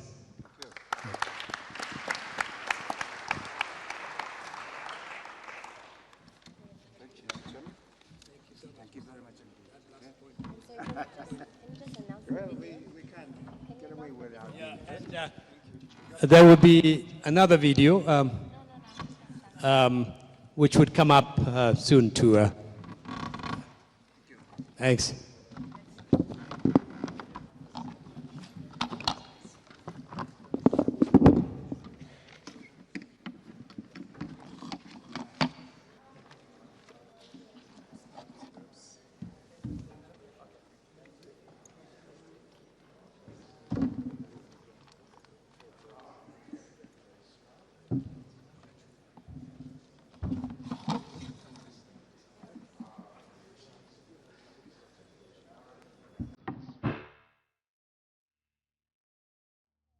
Millions of people have been forced from their homes by a combination of conflict, disaster, poverty, persecution, and lawlessness.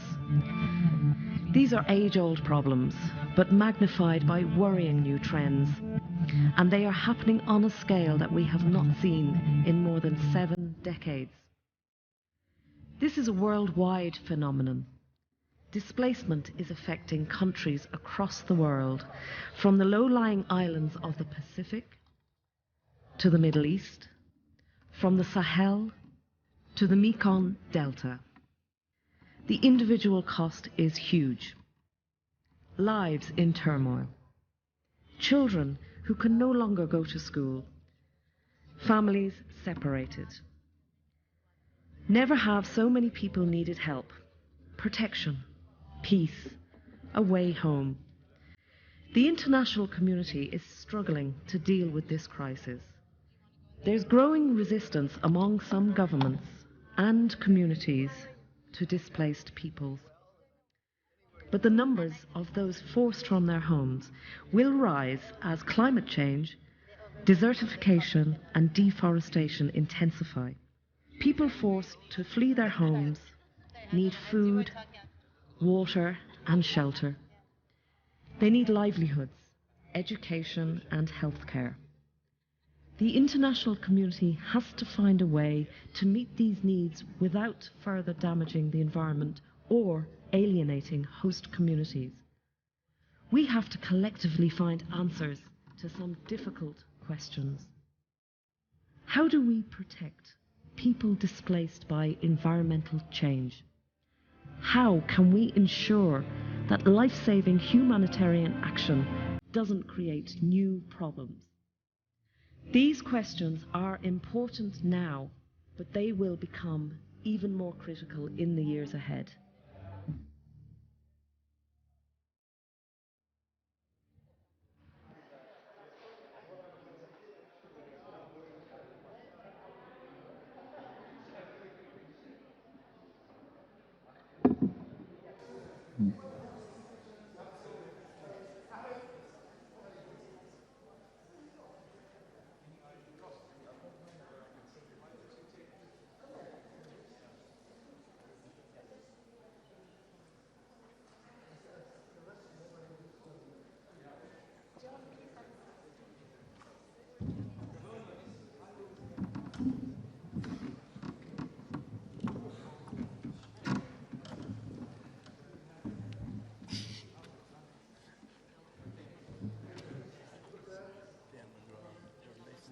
How did it go last night?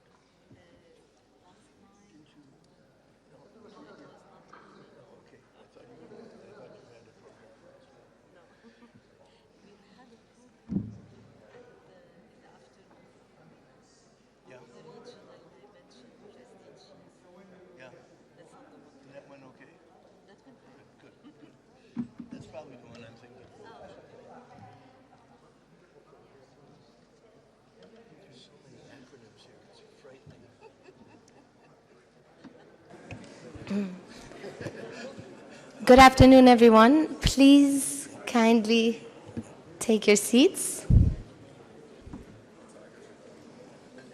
We are looking forward to speaking to each of you bilaterally after this final session. All right, my name is Nassim Majidi, and it's a pleasure to be here. Ambassador Swing, your seat is here. It's a pleasure to be here and to continue this conversation. I'm a migration and displacement expert, and it's great to see the conversation come now over to the international environmental community. We're going to continue with panel 2, focusing on the human and policy implications of environment and displacement, and with the broad question, what is the role for the international environmental community?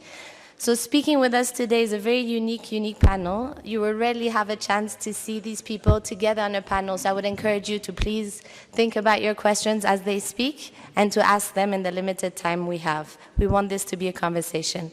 It is my honor to introduce to you Ambassador William Lacey Swing, Director General of the International Organization for Migration, who reminded us earlier today, but also at the World Humanitarian Summit earlier this week, that, and I quote, there are ways to weather the storm and to prevent the next storm by working together. We look forward to your inputs today on the role of the international community to fulfill its responsibilities on environmentally induced displacement. Thank you. The second speaker on our panel will be Ms. Rula Majdalani, who is the Director of the Sustainable Development and Productivity Division at the UN Economic and Social Commission for Western Asia. So we've heard about the geographic breadth of the conversation in panel 1. We are very pleased to have you here with us, as you will highlight the importance of your region, the Arab region, in this important discussion, and of a global response and lessons learned on displacement. This will resonate very well with all of you here, with the global environment community present here today.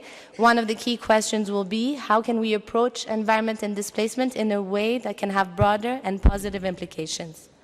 Our third panelist, who I am pleased to introduce, is Ms. Joan Carling, Secretary General of the Asia Indigenous Peoples Pact, a post that she has held since 2008.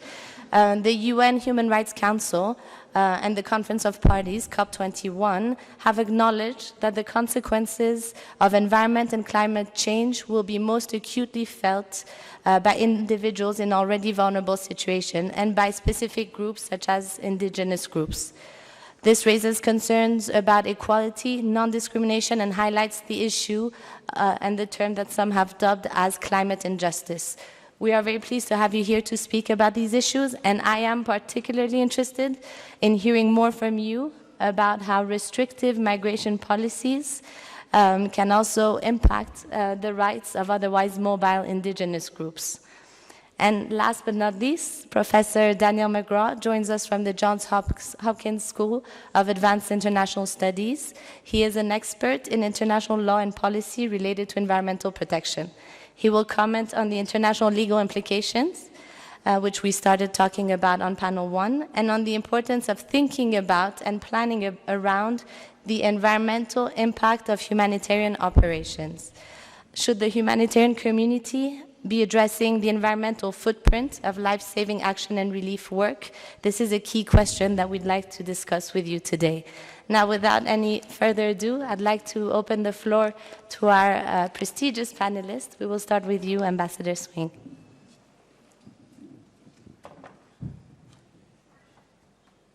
Thank you very much, Madam Chair. Good afternoon.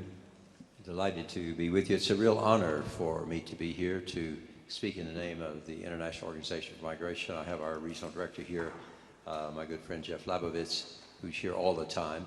So when Akim Steiner extended the invitation, I jumped at the opportunity, not only because it's good to come back to Africa, where I've spent so much of my life, but also to be with UNEP and to thank Akim and his colleagues for all the good work that you're doing. I guess that I had already done my scene setter in the remarks I made earlier, so I won't put you through that again. I know the Deputy Secretary General made a passing remark about IOM-UN relations, and I wanted to pass on that although we're not in the UN, we were joined at the hip in 1951 with UNHCR, And my good friend, the former High Commissioner for Refugees, Antonio Guterres, always liked to say, yes, we were joined at the hip and we're twins, but the problem is they lost your birth certificate. So that's what I guess is being discussed in New York now between our two organizations. This is a topic in which we as an organization are deeply engaged and deeply invested and have been for a long time. We started publishing on migration and climate change already in the 1970s. Not that we were visionary, but because it seemed so obvious. So many things we discuss and make seminars on and spend lots of money and intellectual capital on are actually pretty straightforward. There's a debate been going in New York for many years that I've never understood. Migration and development. Does migration contribute to development? I'm sitting here with a fellow American. What would our country be without migrants in terms of development? And if the 12 million Mexicans went home tomorrow, it would cripple large sectors of our economy. So 40% of all of the Forbes 500 CEOs are either migrants or children of migrants. So for us, this issue of climate change and migration is fairly straightforward. We have also just published, I had the privilege of inaugurating a new, the first ever, I think, Environmental Migration Atlas, jointly published with Sciences Po in Paris. I inaugurated in Paris last week. We'll be making other launches of this because we think it helps to focus the mind on what's happening, the effect of environmental degradation and climate change in the field of migration. There's a growing recognition that climate change contributes to mobility. We're again and again astounded how the mobility element is left out of so much of what we do. Public health, Ebola. We built the first 3 Ebola treatment units outside of Monrovia, the capital. We took over the Ebola Training Academy in Sierra Leone, and we put up the emergency operations centers on the border with Guinea because public disease can travel. But the mobility element often gets left out, and same is true for climate change. Obviously, we last week went to a launching by IDMC, the International Disaster Monitoring Commission, of their new annual report, 21.5 million people displaced by natural disasters. So I see in the midst of all of this 3 policy challenges, and I'm looking at it very parochially. That's what I'm paid to do. Well, migration is it. I apologize for that. The first one is, I think that we have to do a better job of minimizing forced migration. More people on the move than ever before, but more forced migration than at any time in recent history. We have to anticipate, we have to adapt, we have to build resilience, to be prepared in partnership, working particularly with local and national officials. I went down to Haiti where I'd spent 5 years, went there about 48 hours after the earthquake of January 12, 2010. And I went in to meet with President René Préval, who I'd worked with before I left there as ambassador. And he was sort of in tears, and we had an embrace and we talked, and he said to me, explain to me, why is it when Los Angeles has an earthquake, they lose 5 people? We have an earthquake and we lose 300,000. Building codes, all these kinds of adapting our infrastructure to be more ready, and this would help us then to reduce forced migration all the way around. I wanted also to mention that I think we need to be promoting temporary and circular migration, doing more to strengthen livelihoods, to adapt our livelihoods. Second point would be to reduce migrant vulnerability. The story that was told so compellingly by President Tong, a good example of this. Use migration as an adaptation strategy. The more you adapt, the less you have to mitigate. Adapt, then mitigate. I think we've not done enough of this. And I thought the Kiribati example was one of the very best. Migration as an adaptation strategy to cope with climate change. Disaster preparedness, well-planned evacuations and relocation. Know what to do when disaster strikes. And so I'm very grateful to the Secretary General and the Deputy Secretary General for hosting and inaugurating this 19 September large summit on the flow of migrants and refugees that's occurring today. I think that's extremely important in regard to this second point. My third and final point I mentioned earlier in my remarks, we need to do more to bridge the policy silos, partnerships, multilateral forums, the UN Convention to Combat Desertification, using all of these platforms. The World Humanitarian Summit was a good boost yesterday for a policy on climate change. Platform on disaster displacement, which is basically the follow-on to the NASA initiative, going to be extremely important. It will be presided over by Germany, with the vice presidency being Bangladesh. Very important. The SDGs implementation, it's on the paper. We have all kinds of commitments going out of the World Humanitarian Summit, but we now have to move from commitment to action. And that has been our biggest failure in the past, is not to adapt. The Paris Climate Change Agreement and the Sendai framework of March of last year. So I'll leave it with those 3 points, and we can come back to it in the discussion. Since I've already spoken, I'll stop here. Thank you.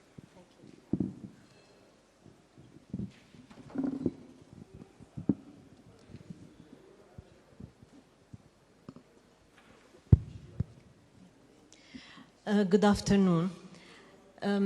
I think addressing the root causes needs maybe a much longer time than the 1.5 hour session, but I know that we're all looking forward for talking about solutions. Yet coming from the Arab region and working for the Arab region, I feel I should contextualize before I raise a few issues for discussion on what are the possible solutions.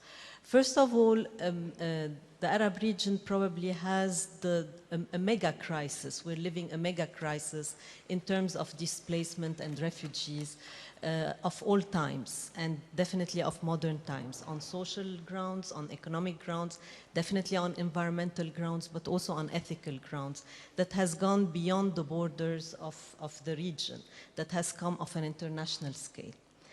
The other point is that, yes, we do have environmentally induced migrants, and I really second and like the comments made earlier that this is a false dichotomy to talk about environmentally induced migrants and displaced and conflict related, but definitely the region has witnessed mostly conflict related that have been reinforced by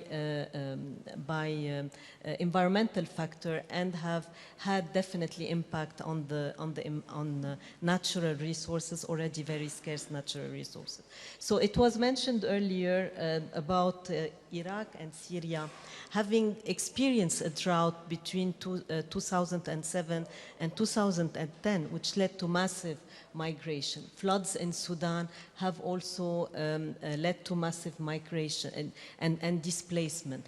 The increased incidence of extreme weather events, like for example, flash floods and inundations in places like Oman or Jeddah, they are not leading to displacement because they have the capacity maybe to absorb this, but definitely have affected the most vulnerable groups, the groups who build on land that are most fragile and most vulnerable for this situation. Now, when we come to the conflict or migrants and displacement and refugees as a result of conflict, the region has around 60% of the world refugees and displaced. And this is really huge.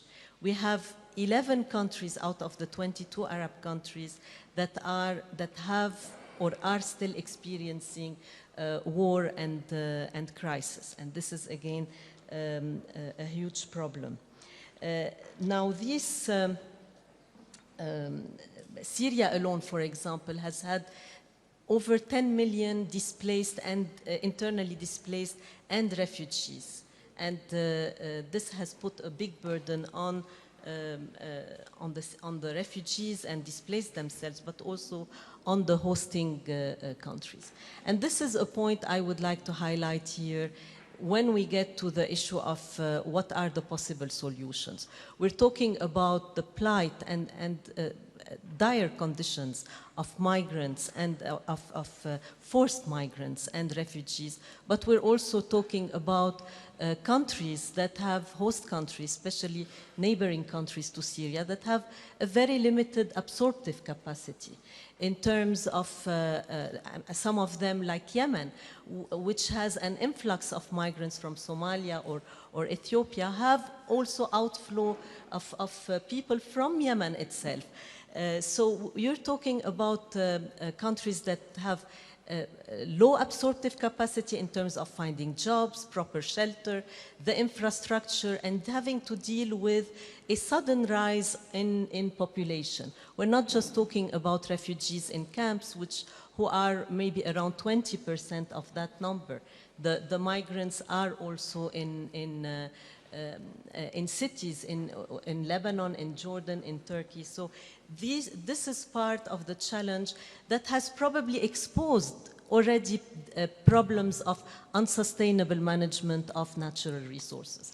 Now, we are a region that has has scarcity of resources, and in places like Lebanon and Jordan, for example, energy, 90% of the energy is imported.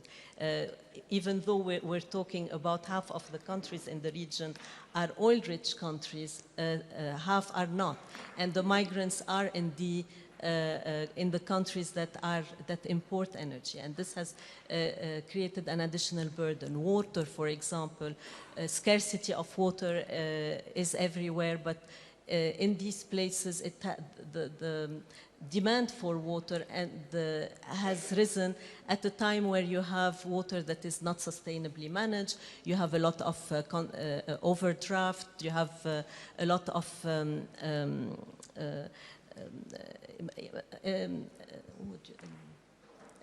unaccounted for water and water that is lost because of mismanagement. So how do you deal with these issues? But having said this, I think that it is also important, when you look closer into the situation, to discern myth from reality.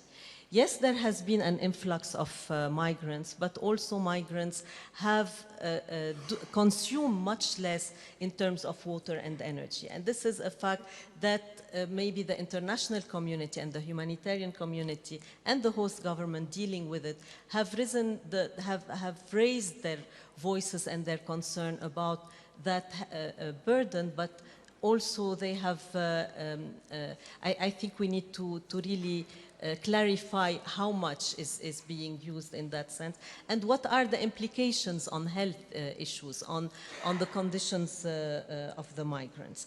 Now, what have been some of the solutions? I don't want to undermine what the humanitarian community has done. I think they have done a lot, and they have there was a lot of learning by doing. However, there is still an approach that is more of a sector-based as opposed to having a holistic approach, what we've heard earlier in the previous session. I think that the issue, and here is something of an ongoing debate.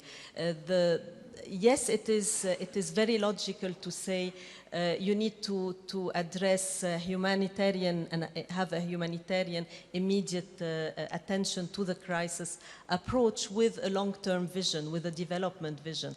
But then you are dealing, and I think it's very important here to factor in the political factor and the challenge that this creates to host communities when they hear that the infrastructure for the migrant population, for the refugees, has to be put in place in a longer term perspective. So there is a need to see how to address these matters. Some of the success stories have been to work with local communities, and I was happy to hear the emphasis on the importance of bringing the local community in there and bringing more the need and the needs and the priorities of migrants with the priorities of the host country.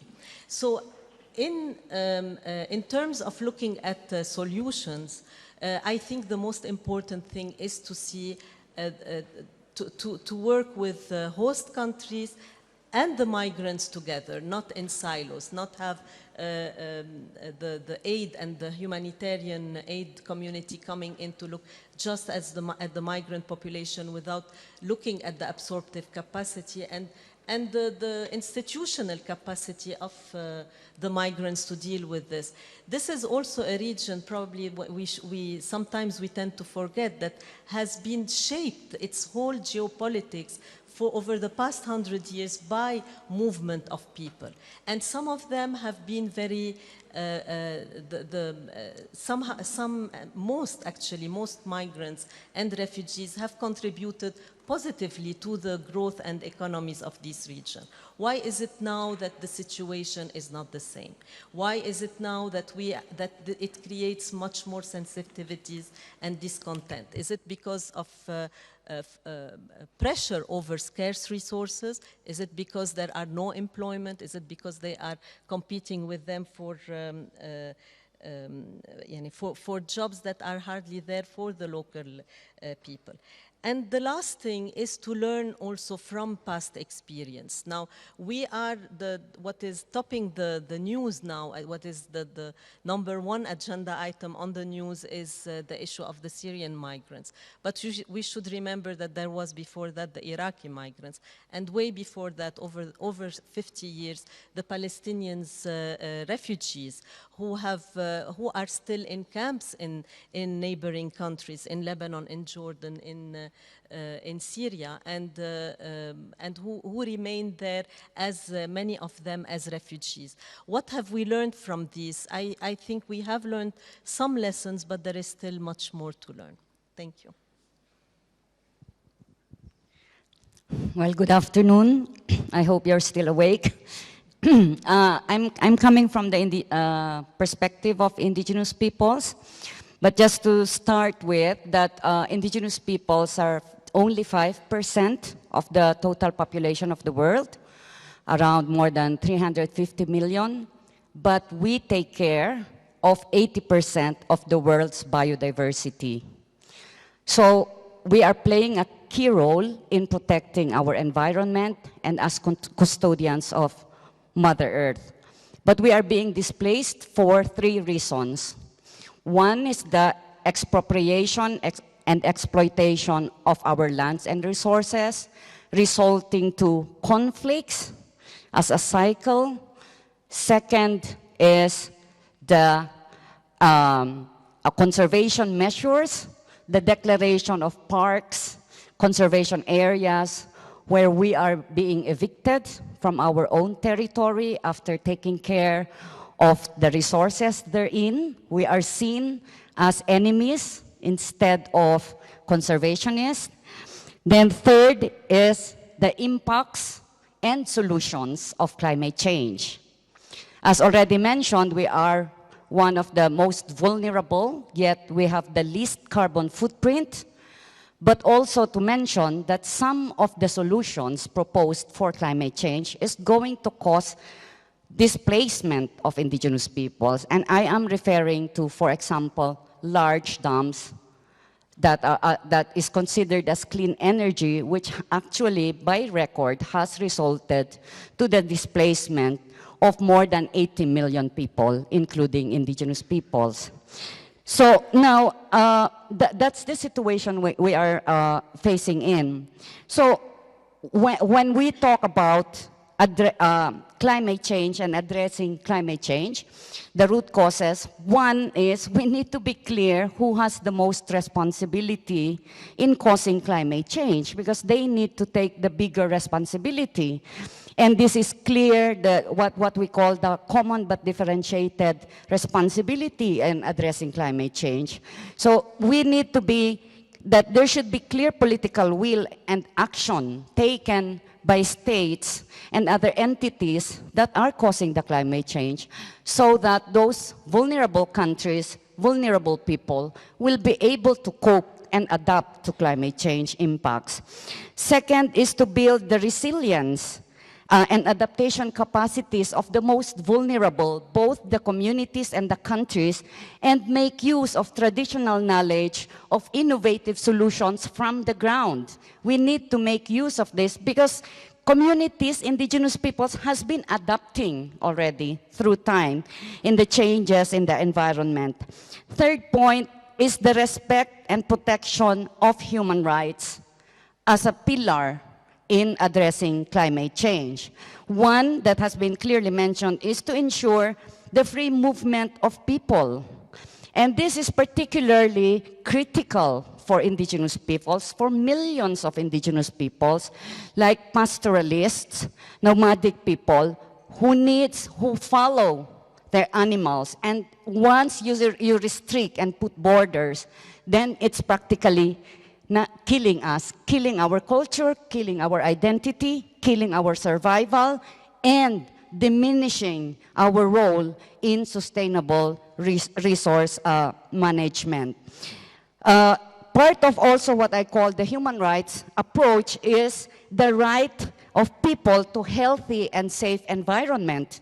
And indigenous peoples has been showing that by taking care of nature, and everybody is entitled to that kind of safe and healthy environment, so that there should be clear global action to provide for this. And third is global solidarity and cooperation. Because as mentioned earlier, the impact of climate change is not concentrate or country focused. It is also a result of global actions. And global solidarity and global coordination is needed, because you cannot confine the impact of climate change to national borders. And so people around the world, especially those who are experiencing climate change, will, as earlier mentioned, the inter-exchange of people who have learned in the process will be able to cope better from learning from each other's experience, but also extending support, meaning that there is a need to extend support beyond national borders so that we address climate change as one community, but ensuring that there is common but differentiated responsibilities. Thank you. Thank you very much. It's an honor to be here. I also hope you're all awake, since I'm the last speaker.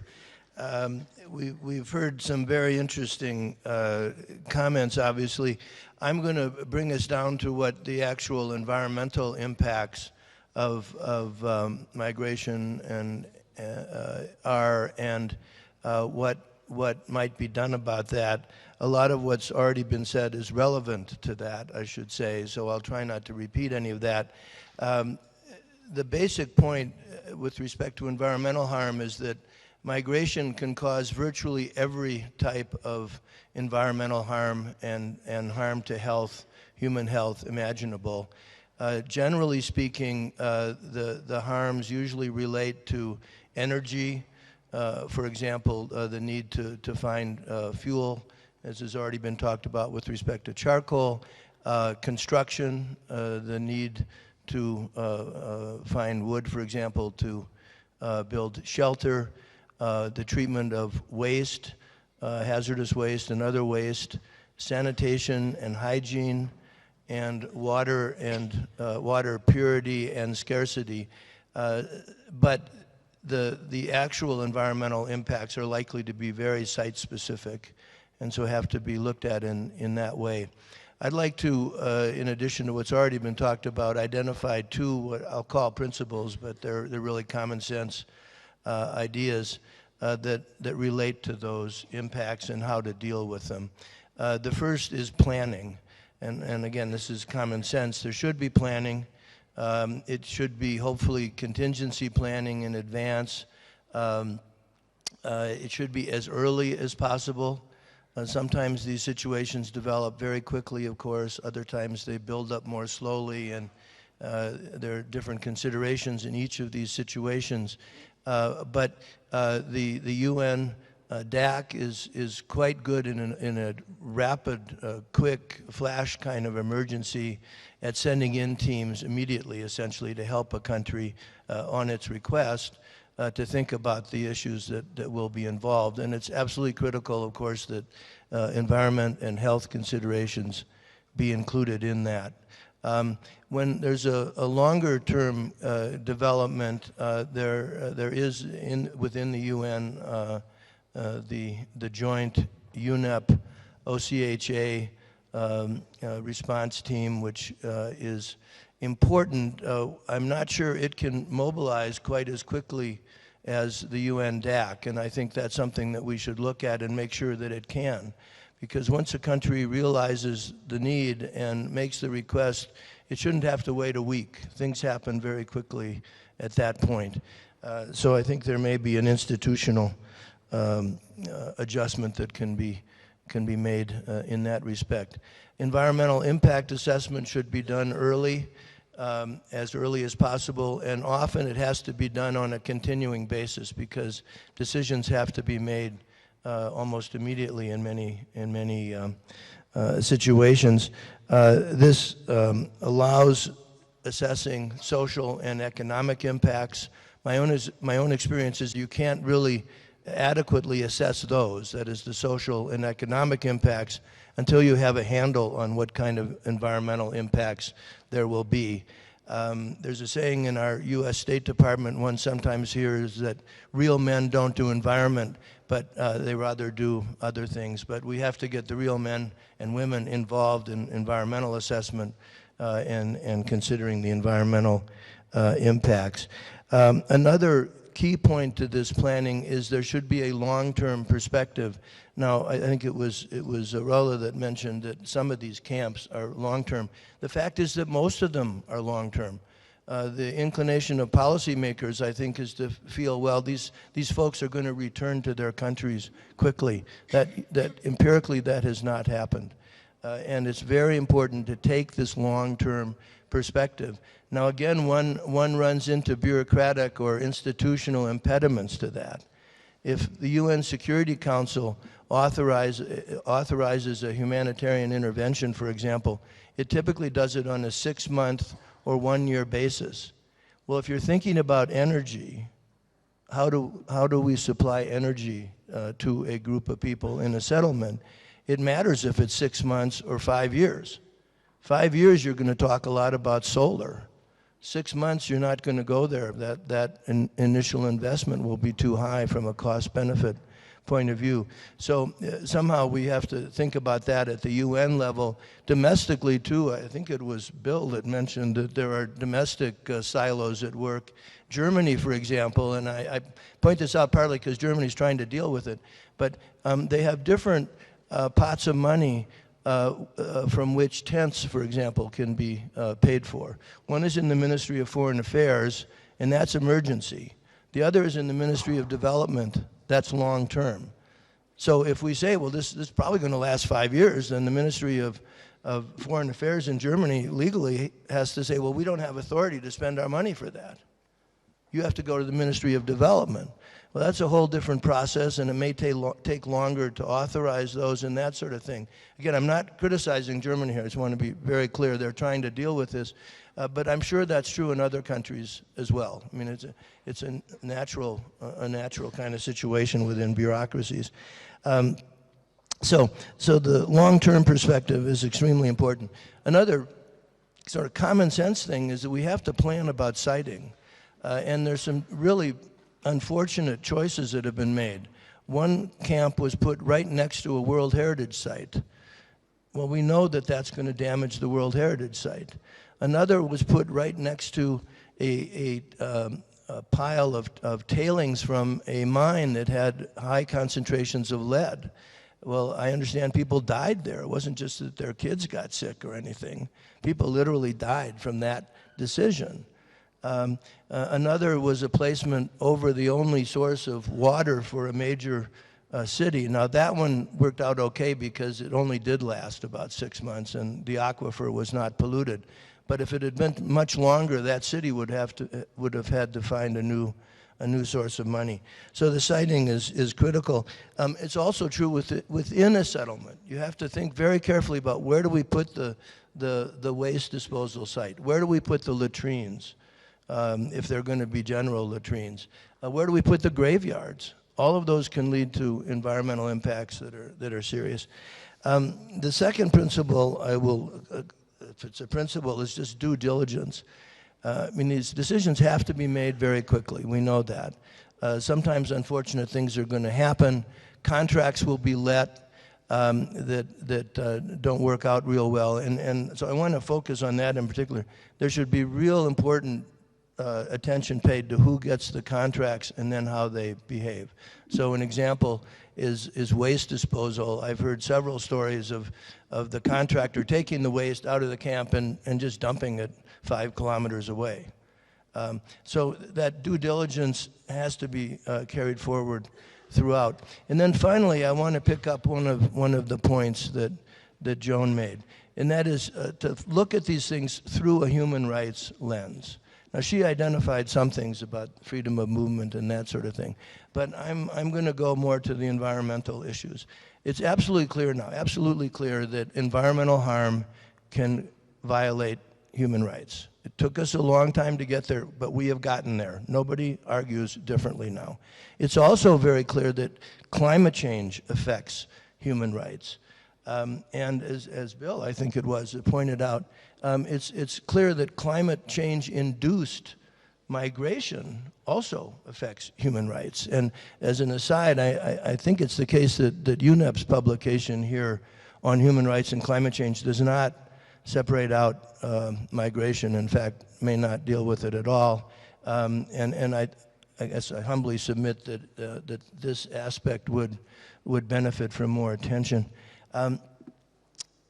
Again, referring to something Joan said, and also thinking about our guests here from the Inuit and the Sami people, it would be very helpful to think about a human right to a healthy environment.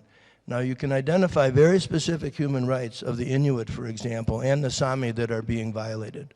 Right to property, right to life, right to enjoy culture. You can keep going. Very clear. But in addition, this other right, which I prefer actually, coming from Minnesota where it's very cold and we have wild animals, the idea of a healthy environment was always a little troublesome to me. But when I represented the Maldives, which, like we heard earlier, Kirtiba is going to disappear, almost certainly, I came to believe that there has to be another right.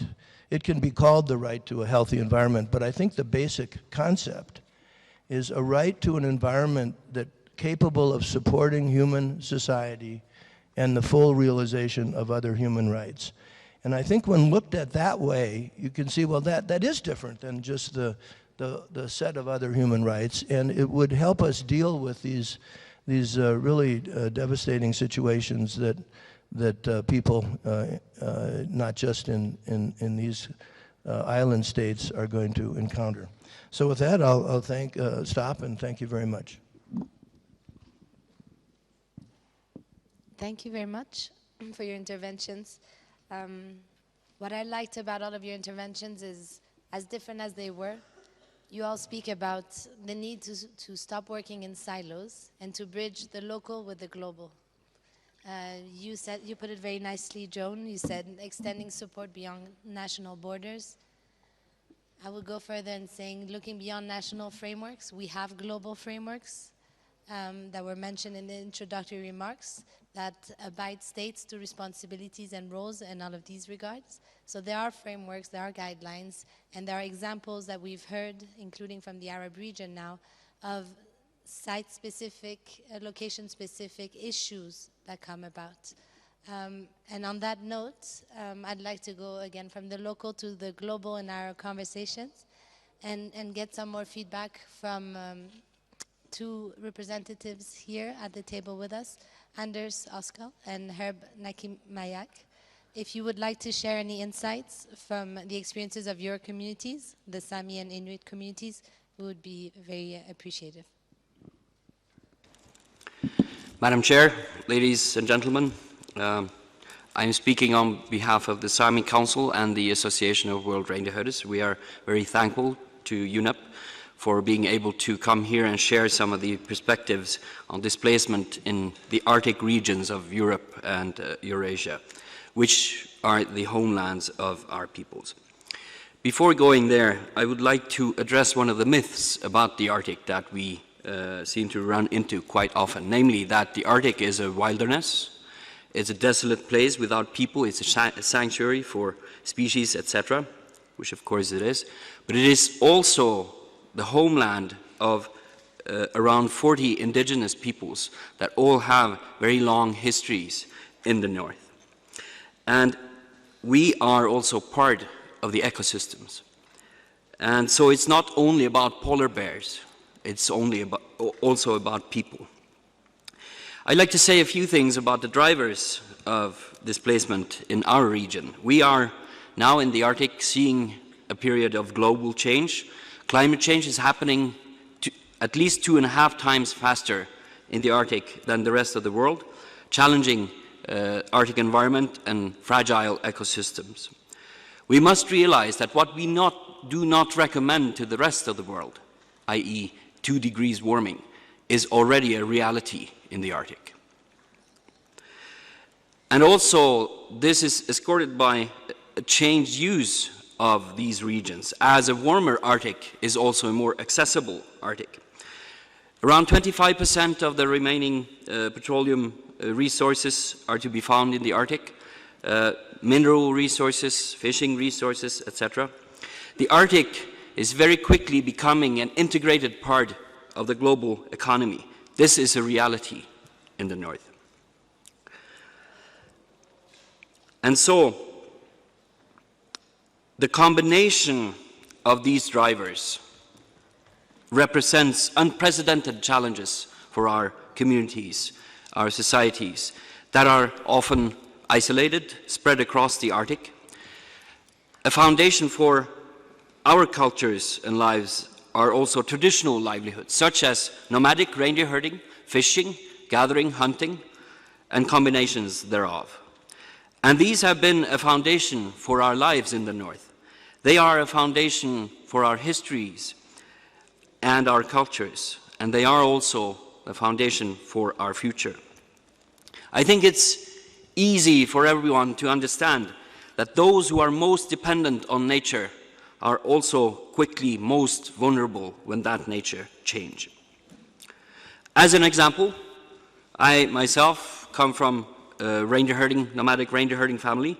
We spend 8 to 9 months a year in a world that is covered by snow.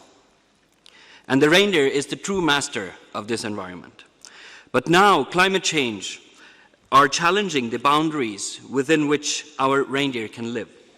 Because of vegetation change, because of extreme climate events, iced over pastures, changes in freeze-thaw cycles, and so on.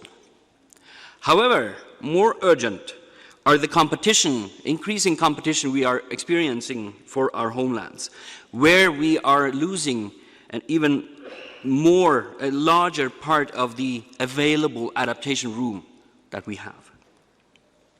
As an example, coastal fish farming is taking up large traditional areas for Sami fishermen. We could talk about reindeer and reindeer pastures, where industrial development, resource extraction, tourism, increasing human activity in the north are fragmenting and degrading available pasture land. And even mitigation efforts towards climate change are adding to this, with windmills, industrial forestry for biofuel, and so on.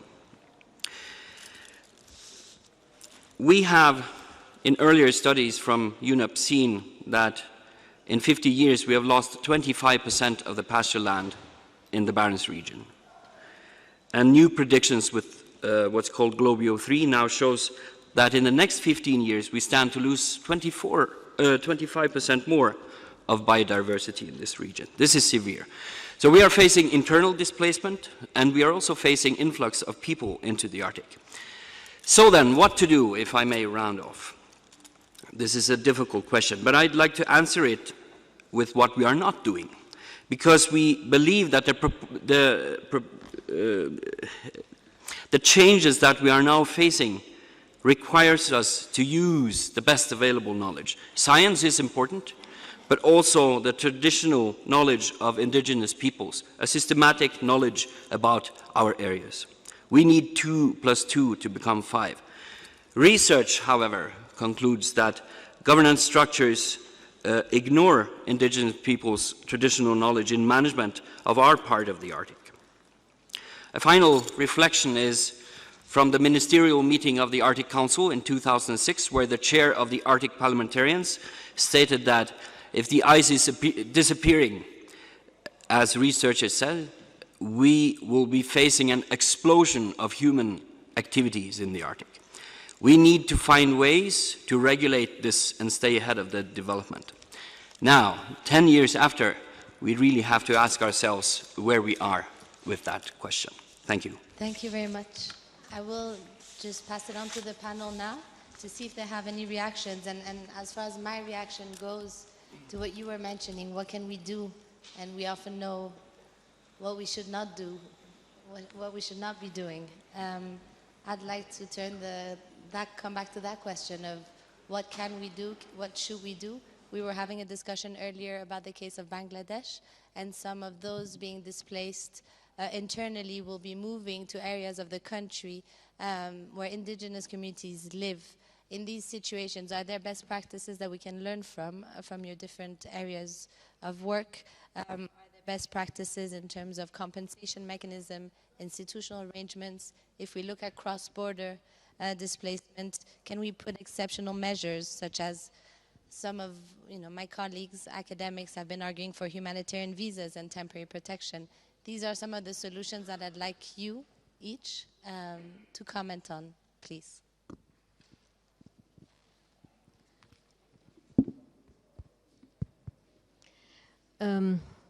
Again, I think that it is very important to contextualize.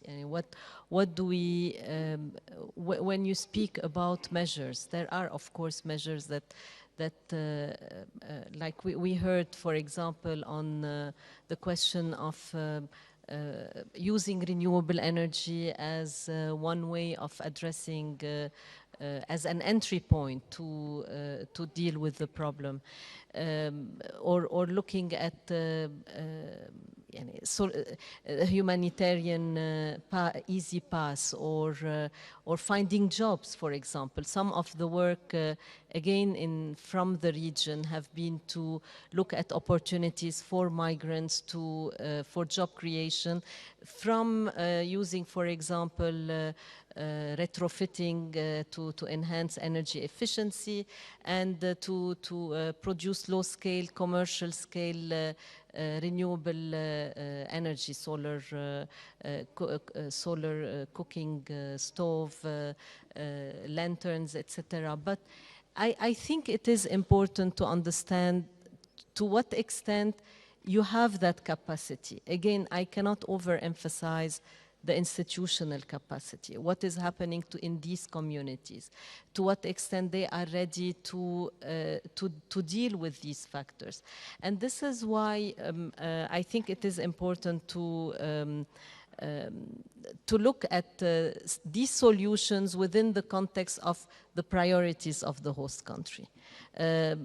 Bringing them into the long-term development plans and to what extent these could be addressed. Because at the end of the day, these are problems that are not, don't have, and as we've heard, even in completely different contexts, maybe as you said, one common factor is that they cross borders. These problems cross borders, and so easily, into the region, into international scale. And then the solution should be joint solution, and I think I really like what John talked about, the common but differentiated responsibility. Now, this is something that is, I know it is within the context of the climate change. I know that member countries have tried to push it on the SDGs a lot, but it is a very important dimension to address. Well, yeah, going back to what you have mentioned, as earlier discussed, the problem of flooding in Bangladesh, because 70% of Bangladesh is floodplains. And of course, the movement that can happen when the flooding happens is for them to go up the mountain and hilly areas. And that is the area of the indigenous peoples, the Chittagong Hill Tracts. And so it gives pressure to the people there in terms of resources, but also to already existing conflicts in those areas. And if you move further even, it's already the border with India, and those are also the areas of indigenous peoples. And you're dealing with 20 million that are going to be displaced by flooding. And the areas of indigenous peoples will not be able to absorb this. So I certainly agree that we need to look at this problem at a wider scale and a joint effort to see how can this be addressed, but also ensuring that the rights of indigenous peoples that are going to host is going to be respected, particularly our right over our lands, territories, and resources, because that will have a tremendous impact that will have an impact to our very survival and existence as indigenous peoples. So we need to put that very clear, and I just want to stress that even on the issue of addressing other forms of displacement of indigenous peoples, it's really critical to start from recognizing our rights and security of our lands and resources, because that's the only means that we can also contribute the most in addressing displacement, in hosting people to our area, but also in mitigating and adapting to climate change. Thank you. First comment is the world should do more to prevent climate change. The response so far is wholly inadequate. In terms of compensation, that's essentially been non-existent, and I think things should happen in that respect.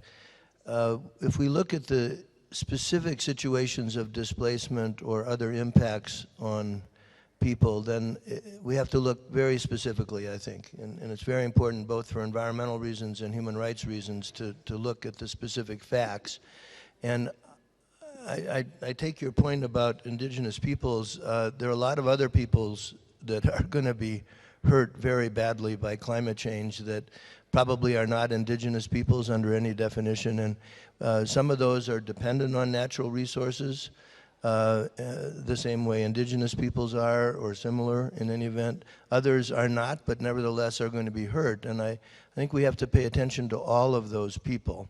And I'm not sure their rights actually are that different, but in any event, we have to pay attention to them. The specifics of relocation are very tricky. I mean, Herb can talk to this, but there are 4 communities in Alaska that have been identified for relocation. And the question is, well, where do you relocate them to? They're seacoast communities, they depend on, their culture depends on, their food depends on, their lifestyle depends on being close to the sea, as I understand it. If we move them inland, that's denied to them. And in addition, it's not so safe inland either, because the permafrost is neither permanent or in some cases not even frost anymore. It's all melting. I would say one example of a non-climate change situation. May I? Just 2 more minutes for Okay, I'll do it very quickly. The Mapuche Indians in Chile were being moved by the government of Chile because of a dam construction. And I won't go into all the details, but what we were able to do was to get the Chilean government eventually to agree to moving them all together, so the community moved together to good land where they governed themselves. They weren't under another local municipal government, and each family got $300,000. Now, the money wouldn't have done it without those other things, and I'm not sure the money does it anyway. But we did negotiate that package, which is being monitored now by the Inter-American Commission on Human Rights on an ongoing basis. Thank you. Thank you. And I would like to give you the last couple of minutes of time that we have to finish off this panel and to maybe reflect on the global implications. Perhaps I should say a word perhaps about this very good presentation made about the Arctic. I think you sort of already, Nassim, hinted that we have to be much more flexible, much more resourceful in how we use our migration policies. For example, I think we've begun to do something about the nomenclature. We're now, I was able to say at the Paris climate talks, we now can legitimately talk about climate migrants. We don't call them climate refugees, because our reading is that most people are not going to be crossing borders. They're going to be displaced in their own country. So we like to refer to climate migrants rather than climate refugees. So we're beginning to do some in nomenclature, beginning to talk, we're beginning to make some sense. What we haven't done now, we haven't moved from that to actual action. And there, even now in the short term, there are a lot of things we can do. The whole question of granting temporary protective status. This is why do this until you know who you're dealing with, what their needs are, what their category is, et cetera. How do you help them? What kind of frameworks are there to protect them? So temporary protective status. After the Haiti earthquake of January 12, 2010, temporary protective status was given to all Haitians. Those who are about to be deported otherwise, temporary protective status until they can go home. Maybe we can do something with insurance policies, but we have to be just a lot more resourceful and creative, and we're not doing that right now. And the atmosphere right now, unfortunately, is toxic for any kind of human mobility. So that's got to change. Thank you. I will now leave the floor to Ms. Wilkie, who will close this panel and this conversation and discussion on environment and displacement, root causes and implications. And please, we have to close at this point, but I encourage you to speak with the representatives. I am sorry I was not able to give you the time or the floor to speak. It is not my choice nor decision, but I will invite the people here to speak to you after this. Good afternoon. It's impossible to summarize such a very rich and varied discussion in just a few minutes, but there are 5 points from this afternoon's discussion that have really stuck in my mind. The first one is that forced displacement is a multifaceted problem. People flee from their homes for very many different reasons: to escape war, disasters, persecution, or poverty. But we need to understand that many of the political, economic, and social root causes are tied to environmental change and mismanagement. But not only that, not only to environmental degradation, also conflict over natural resources. Secondly, that large movements of refugees are not new, but they will continue, and under current population, climate, environmental trends, the number will grow significantly. Even relative conservative figures of 200 million people environmentally displaced by 2050 in a world of 9 billion people means that 1 in every 45 people could be displaced. That's a huge number. But we have to be very careful that these large numbers don't paralyze us. We have to remember that behind every single statistic, there is a personal story of loss. Worlds turned upside down, opportunities closed, and education foregone. As we have heard, the impact of displacement and displacement camps can also be tremendous on the environment. Many camps are set up for a limited period, but then linger on. Here in Kenya, we have the Dadaab settlement camp. It has now been running for 25 years. There are 400,000 people living in that camp. Generation has grown up in that camp, and you can imagine the effects that has had on the environment around it. But first and foremost, of course, we need to ensure that we change the situation, that we have fewer displacements caused by the environment. So fundamentally, we need to build the resilience of communities and countries to external shocks, to help them anticipate, absorb, and reshape their development pathways to reduce their vulnerability and enable them to prepare for the unexpected.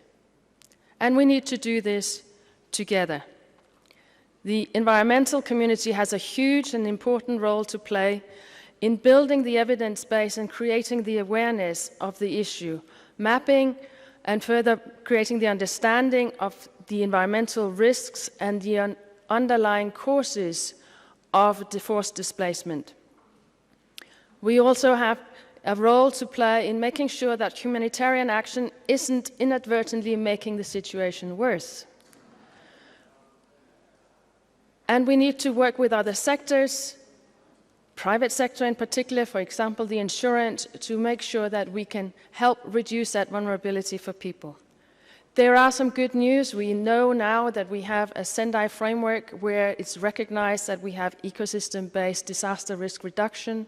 We have the ecosystem-based adaptation to climate change. So we have some tools in our toolbox that can help with this. Lastly, though, we need to do this under a human rights approach. We need to make sure that we ensure a life of dignity for all. These were just 5 points that I took home. I'm sure that you took many other points, and I'm hoping that you will take them with you and make sure that we move from the commitment that we have heard to the SDGs, to the climate change, to the Sendai framework, that we move from that commitment to action.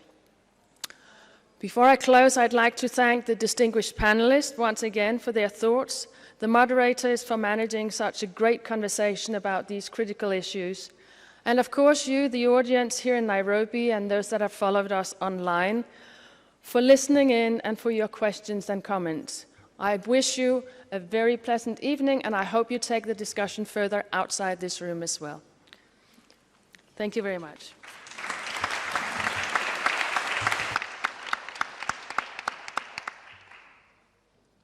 Thank you very much. I'm glad you got to Sciences Po last week. Yes, I will be careful.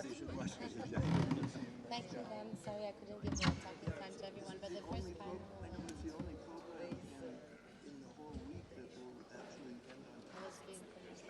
So anyway, we'll just talk about it. But anyway, nice.